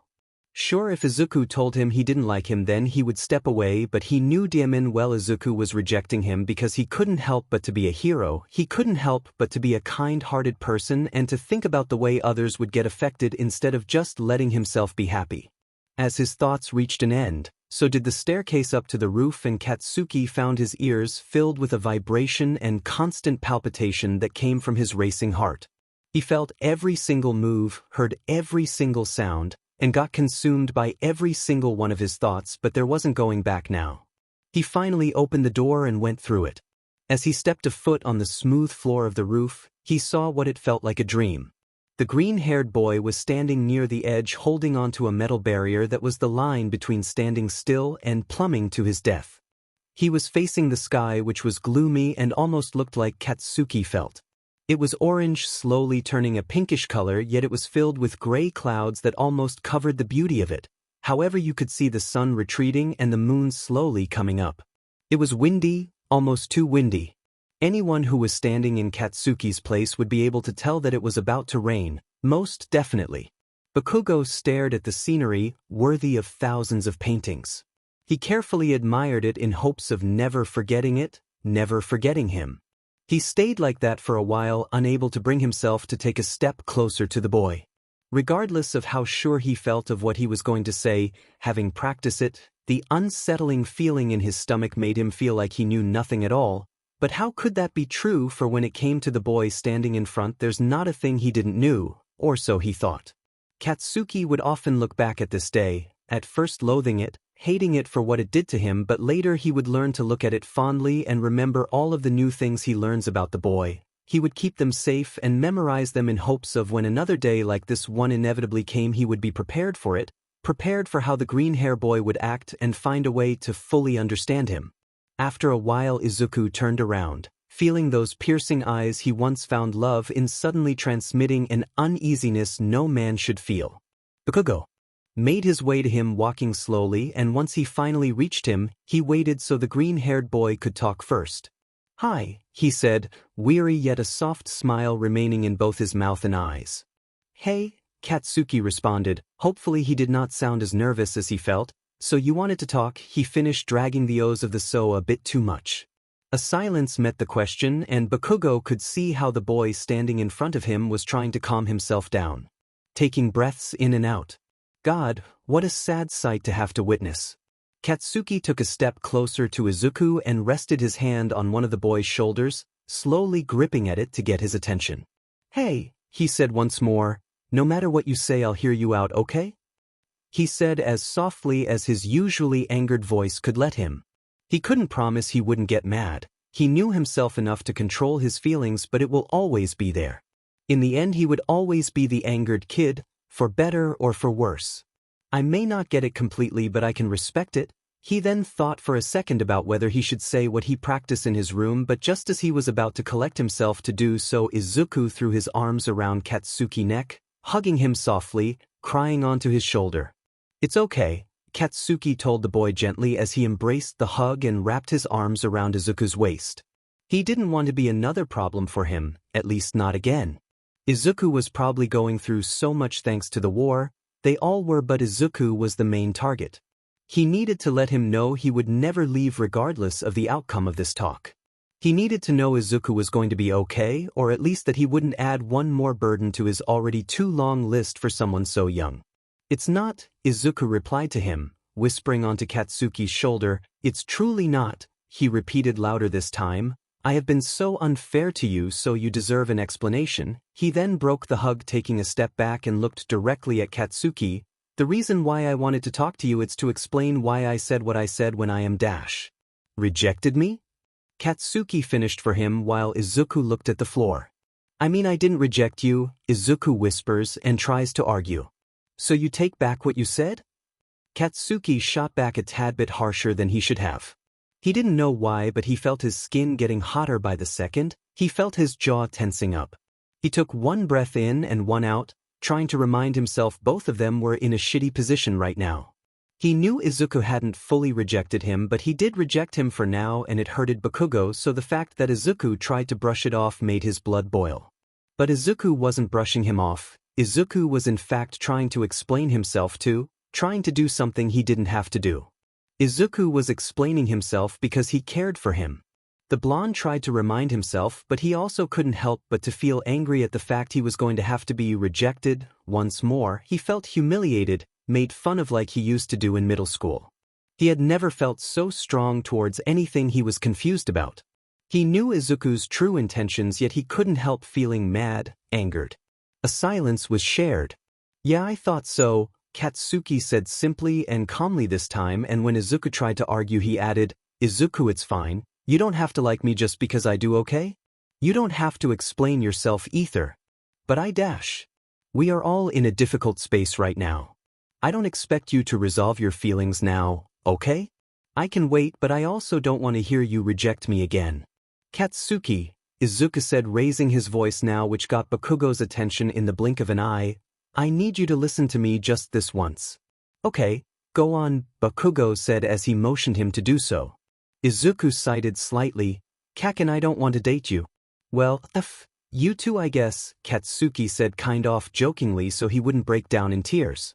God, no, Izuku says, slamming one hand on his forehead a bit harder than he should, which startled Katsuki a bit but decided not to mention anything. That sounded so bad, he corrected himself. What I meant is that I love you too, Katsuki, and I don't think there is a time in my life which I had never not loved you. Even when you hated me and I tried to let you go, I just couldn't. He took a deep breath in. I don't know what I would do without your friendship nor love. A silence passed around. Both boys were standing in front of each other, looking directly at each other's eyes. Katsuki didn't know what to say. No, he did know, but he wasn't sure he should now. After hearing this, all of his confidence crumbled and he felt so giggly? Happy? God, this was so cringe, yet it felt so nice knowing the boy he loved was just as in love with him, maybe even had been for longer than he had. Yet there still was something in him that doubted the boy, that made him weary. I know that you may not believe me fully, Izuku continued. How dash? Katsuki, I know you, Izuku said as he looked at the boy with apprehensive yes, smiling softly at him. It took you like weeks to accept that I had already forgave you. In my defense, I was the biggest to Bakugo shot back.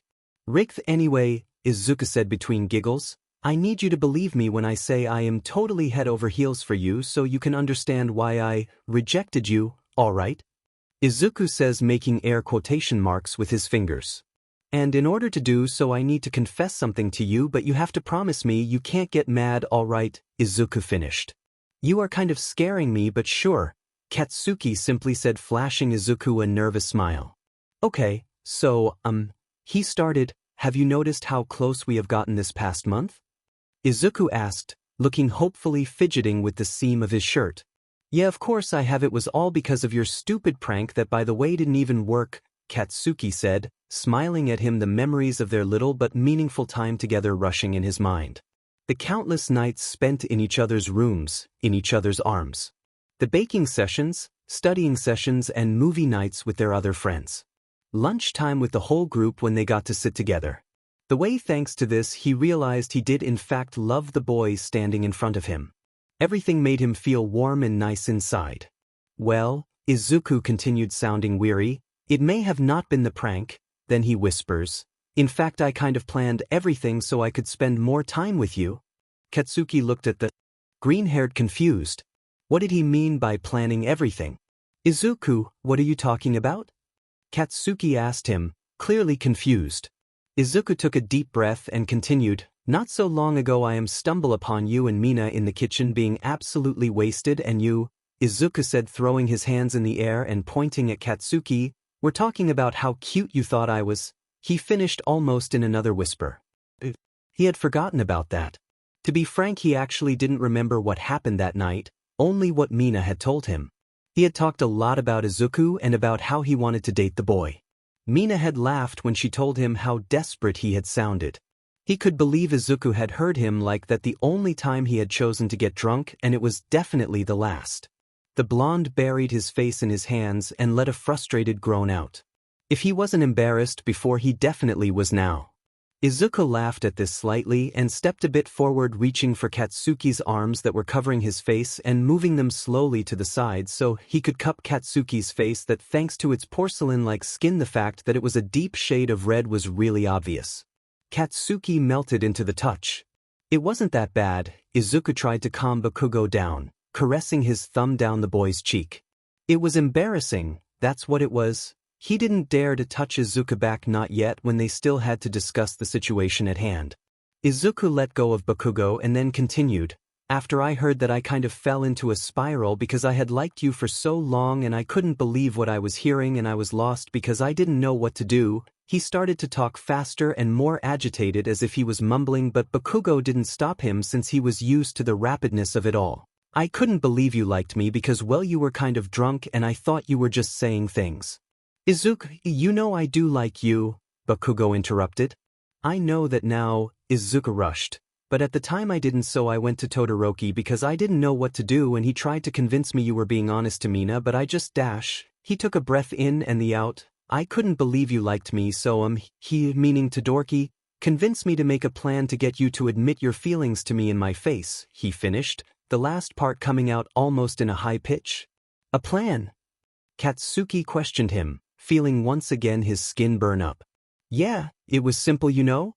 Just doing things to get you closer to me, like when Todoroki and Ochako came to you and asked you to be closer to me, and then when I told you I accidentally found out it wasn't true, I already knew, but I just kind of play into it. Izuku sounded so unsure of himself, head looking straight at the floor, and when he heard no respond nor reproach from the blonde, he went back to looking at him.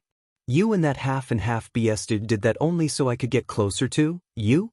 Katsuki questioned, perplexed but not totally mad yet. He couldn't believe Izuku did all of that only to get closer to him. Yeah, he answered. Every time we found ourselves alone time, it wasn't really a coincidence. Todoroki and I planned that so you and me could spend more time together. I can't believe this, Katsuki said a little harsher than he meant. Me realizing my feelings and confessing was planned by you, and he was getting madder now. He couldn't believe that it was that half and half Bisudi. He finished shooting a look at Izuku. I knew this was a bad idea, Izuku said in a mumble. I'm not mad, Katsuki tried, maybe sounding a little mad. I'm just confused. Why would you ask me in my face if I liked you? I could take it, you know. Did Izuku think he couldn't handle feelings at all? He wasn't a dry wall, he was getting better, wasn't he? I know you could. I was the one who couldn't, Izuku quickly said defensively, weaving his hands in the air. Look, I just didn't want to ruin our friendship if it was all a mistake. And so you did all of this just to get me to confess? He asked slowly, looking Izuku directly in the eyes. You did all of this because you're coward but couldn't handle confessing. I like to think I did it because I love you so much. Izuku tried with a shy smile. Bakugo laughed hysterically. The nerd had carried out a plan for the last month only because he wanted Katsuki to be in love with him, and even better, half and half was behind it all too. Good. Katsuki didn't even know what to say anymore. He wasn't mad, hurt a bit that he had been lied to maybe, and he was definitely about to blow up Todoroki later, but their plan had worked, hadn't it? And now he got himself a boyfriend. Well, almost. I can't tell if you are mad? Izuku asked slowly, taking a step closer to Bakugo. At you, when am I not? He continued laughing. God, I just can't believe you did all of this because... Katsuki tried, not knowing what to say, still not believing the dream in front of him. Because I love you, Izuku finished for him, reassuring him, and his tone became a little bit more serious. That's what I wanted to get at. I wanted to show you how much I loved you, and so here's the proof. He finished, smiling more confidently now. Then why did you tell me we couldn't date now? Why didn't you say you loved me back in your room? He was getting more and more confused by the second. If you made all of this to get me to confess, why make me wait? Katsuki looked like he was 1 second away from getting to his knees and pleading Izuku to date him. You know why, Katsuki? You know more than anyone, Izuku answered with faint tears in his eyes. Izuku was right. He knew, but he didn't want to accept it unless it came from Izuku's mouth. He wanted the raw truth laid in front of him, or he wouldn't accept it. Tell me still. He took a step closer to Izuku, their faces just inches away. Why? Katsuki could see how red Izuku's face was becoming regardless of how dark it was getting. He could see how Izuku's eyes went from looking into his own eyes to his mouth and then back into his eyes. I don't want you to become a bigger target than you already are, Izuku said slowly, for the war that is, he finished silently. There was. Now Katsuki was actually mad. Did Izuku really think he was such a coward? He knew that wasn't what he had said, but that was all Katsuki's brain could process. Coward and weak. He was coward and weak. Izuku had called him a coward and weak bsrd. So you think I can't defend myself? Katsuki dared, eyes flaming red, brows frowning. Not moving from where he was standing, towering over Izuku a bit. Katsuki, Izuku warned him, I didn't said that, I know you can defend yourself more than anyone. Then why Izuku? Katsuki said once more, pushing Izuku's chest far away from him. Why won't you let me love you? He said, raising his voice a little. Because, Izuku said, also raising his voice that was filled with cracks just as his eyes were filled with tears. His hands rubbing the spot where Katsuki has pushed him. You haven't seen what I have out there. I know you think you are strong, but even All Might himself is struggling, so how do you expect us kids to handle it, huh? He said, fully crying now. We are just kids, Katsuki. No matter how strong we think we are just kids.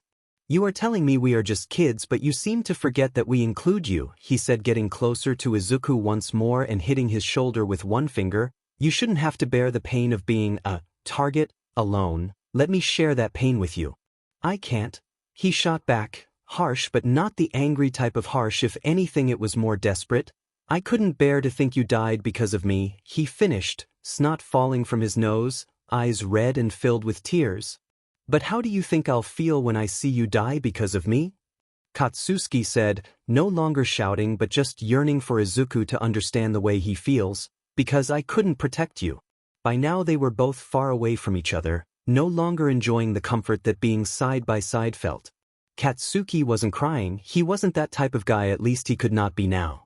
He was fuming with anger and annoyance at Izuku.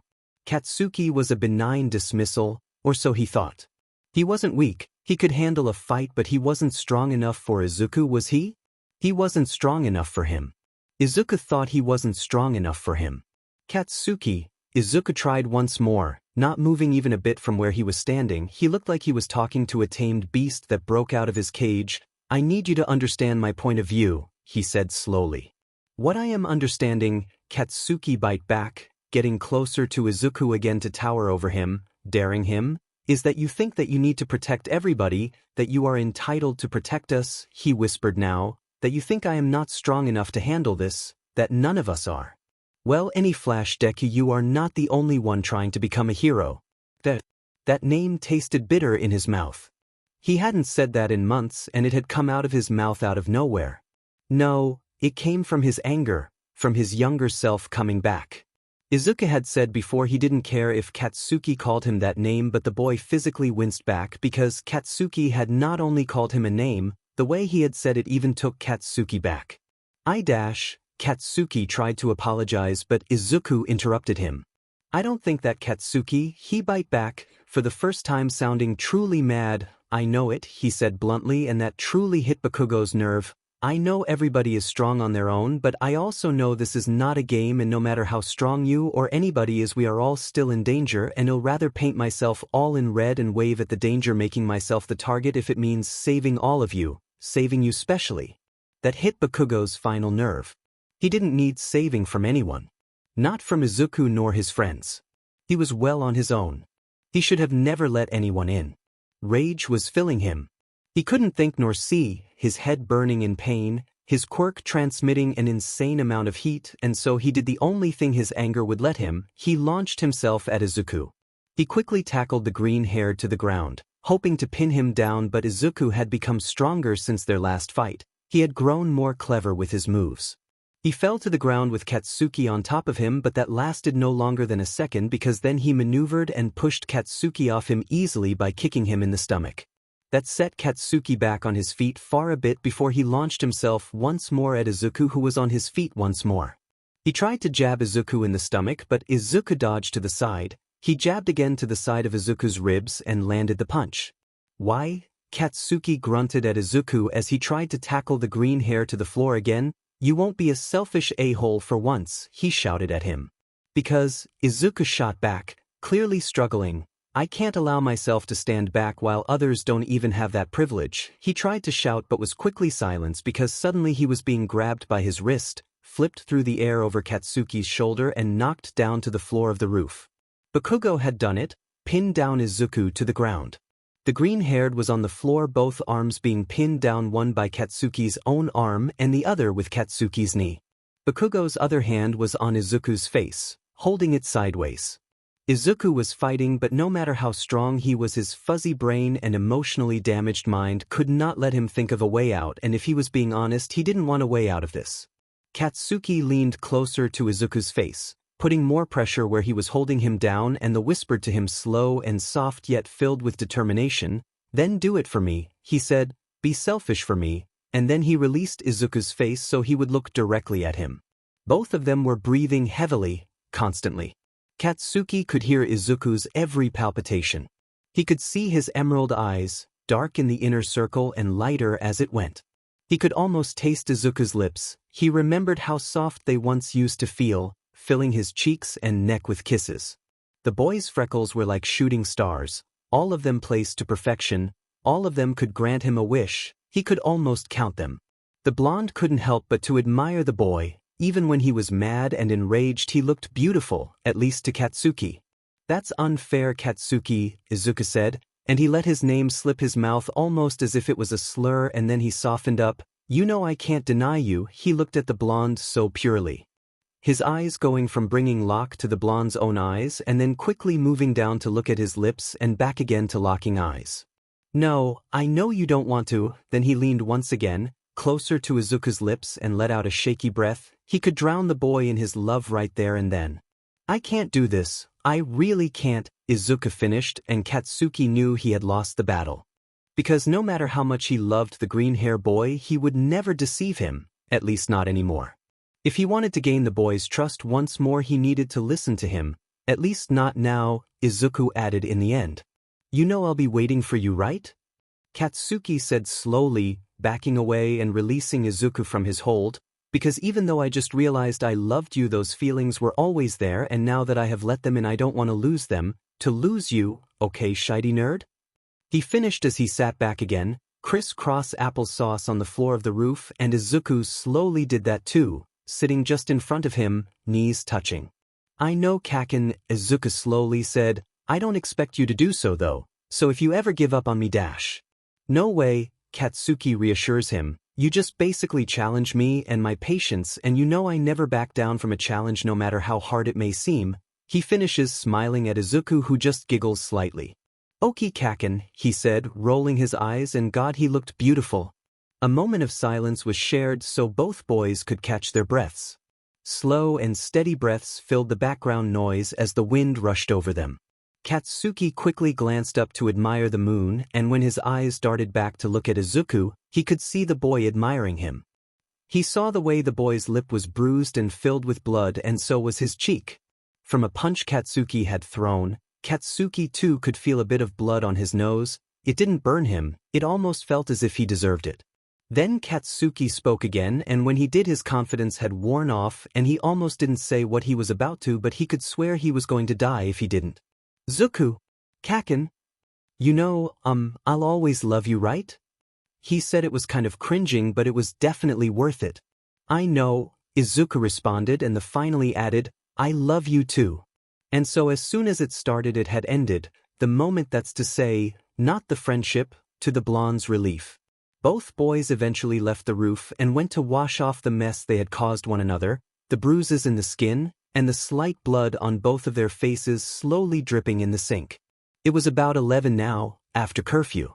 Bakugo was surprised that Ida hadn't come out to get them, but he suspected Izuku might have known this talk would take time, and so he had asked Ida for permission.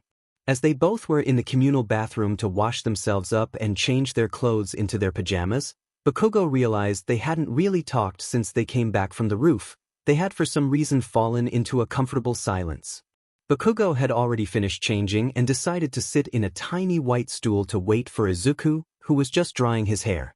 Soon after, Izuku dragged another small stool next to him, unable to put his socks on.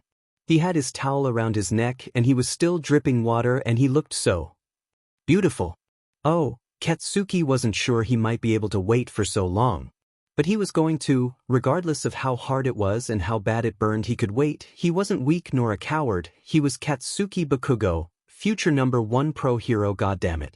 Yet he couldn't think about how he would have to bear doing all of the things they used to do, like laying next to each other and spending every waking second together, knowing demon well he was almost like in a waiting list. He had to do something to prevent himself from exploding.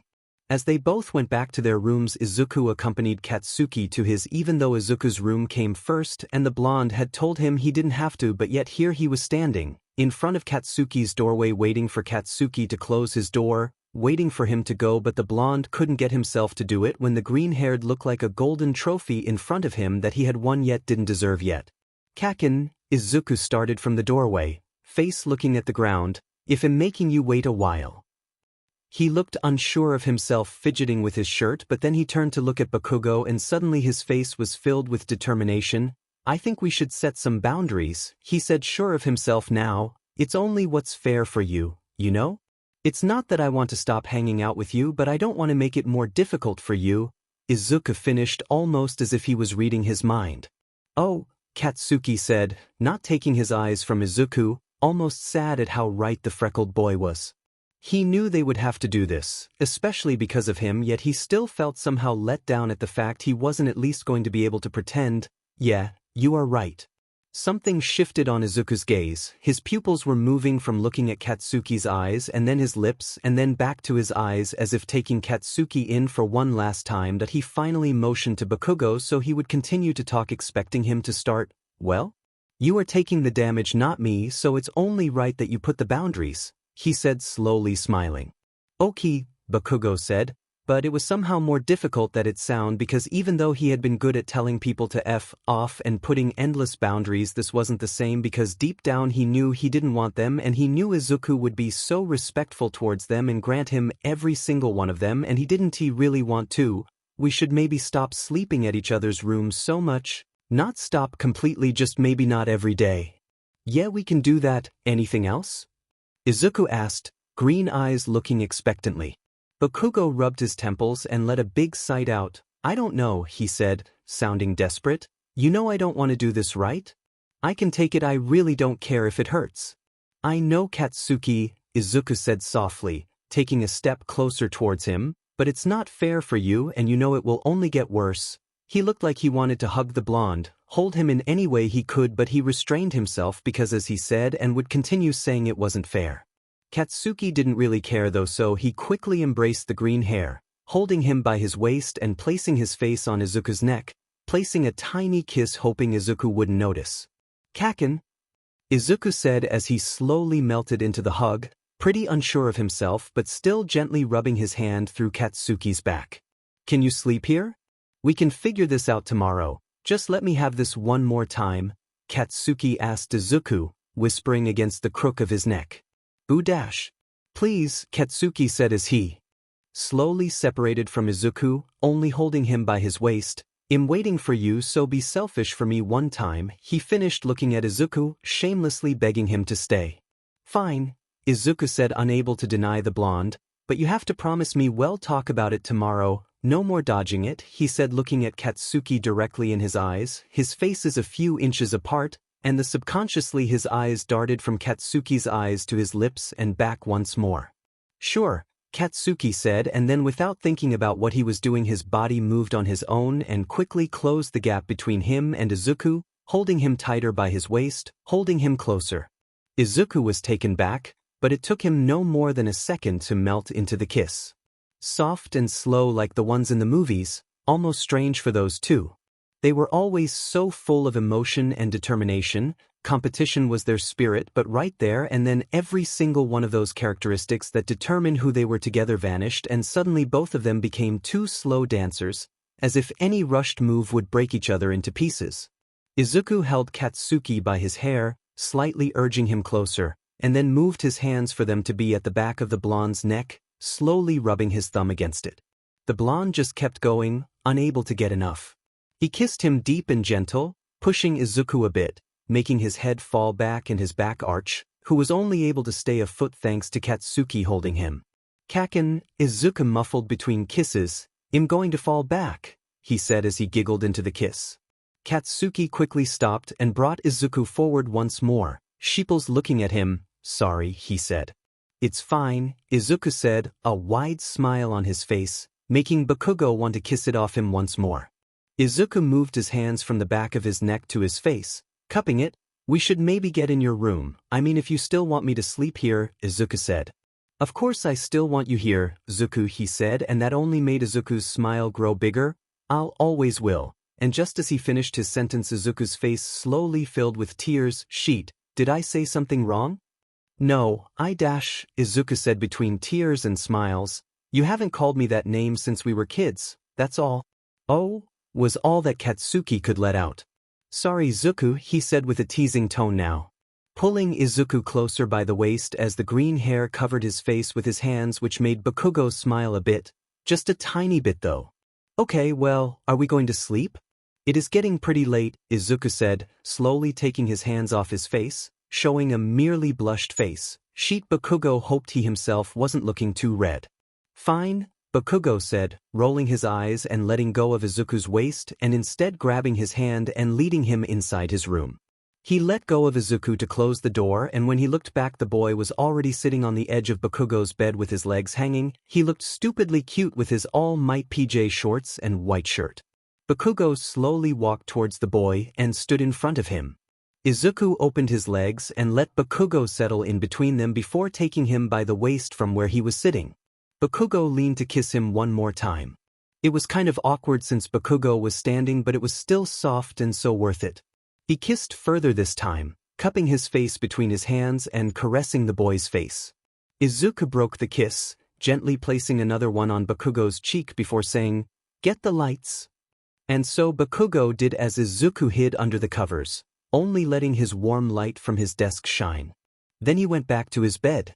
"Scoot over, nerd," he said, trying to sound annoying, yet he was fully aware that even though Izuku couldn't see his smile, he could hear it. He then settled beside Izuku, both boys facing each other. Izuku placed another kiss right under Bakugo's eye, and that was all the blonde needed before settling his face at the crook of Izuku's neck and kissing him lightly, 1 time, 2 times, 3 times like he once did. He looked up to Izuku's eyes, tears flowing from both of them. They were probably being dramatic. They would still see each other, just not like this no more. He kissed Izuku one more time. He couldn't believe it would be the last time in a while. Months later, Izuku's ears were ringing, his body suddenly lacking the adrenaline he had 5 seconds ago, and his mind filled with an unimaginable rage that left him speechless, unable to know how to move next, unable to properly control himself, his quirk. He saw it, couldn't believe it, and then the shock of what was truly in front of him spread through his body like an electric shock. There he was laying on the floor, the lifeless body of Katsuki Bakugo.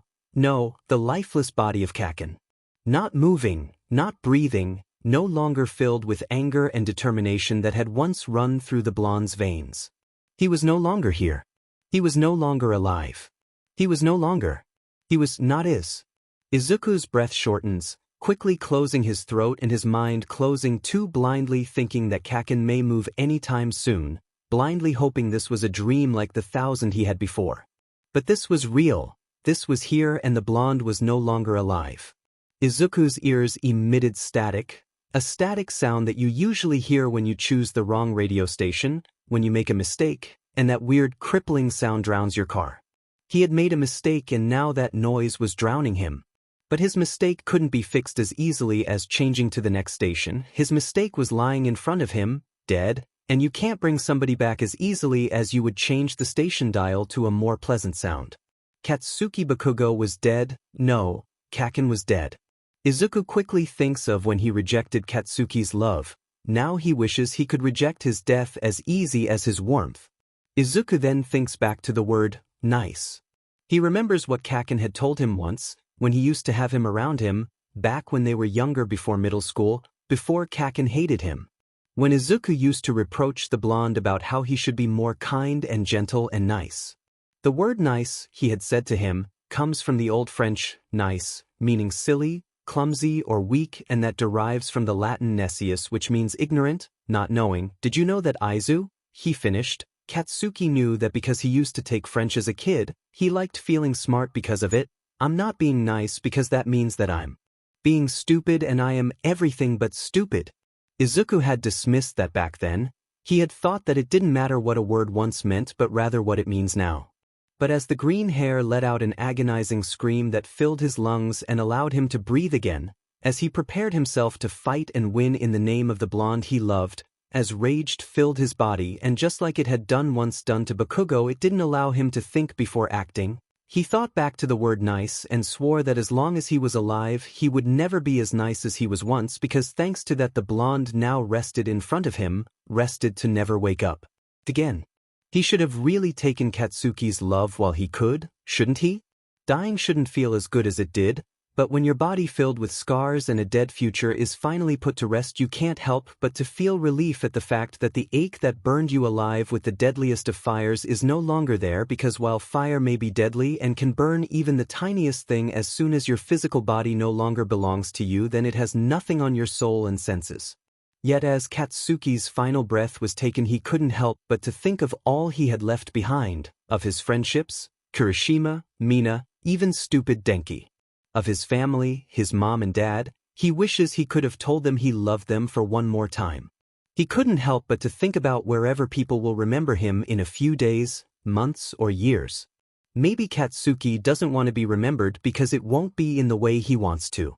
He didn't die in the way he planned, yet that was the life of a hero. But Katsuki wasn't a hero, he really wasn't. He was just a stupid teenager, a kid who thought that he knew the world just at 16. He also couldn't help but to think of Izuku. He hadn't cherished him enough. He hadn't really cherished his life, but Izuku especially. If he knew this day would come too soon, maybe he would have appreciated the green-hair boy more, maybe he would have been more insistent on making the boy forget his selfish self so they could finally be together, or maybe he would have run and never gone to UA to save his butt. Knowing himself and his stubbornness, he knew he wouldn't have done anything different, but maybe that was the beauty of it all, being aware of what awaits you yet having your morals too present to ignore them. He was bound to die, he knew that. He just wishes he had been granted the chance to experience his life a bit more. To get to his goals and catch up to them, to catch up to him. He wasn't good enough to do that anyway, right Izuku?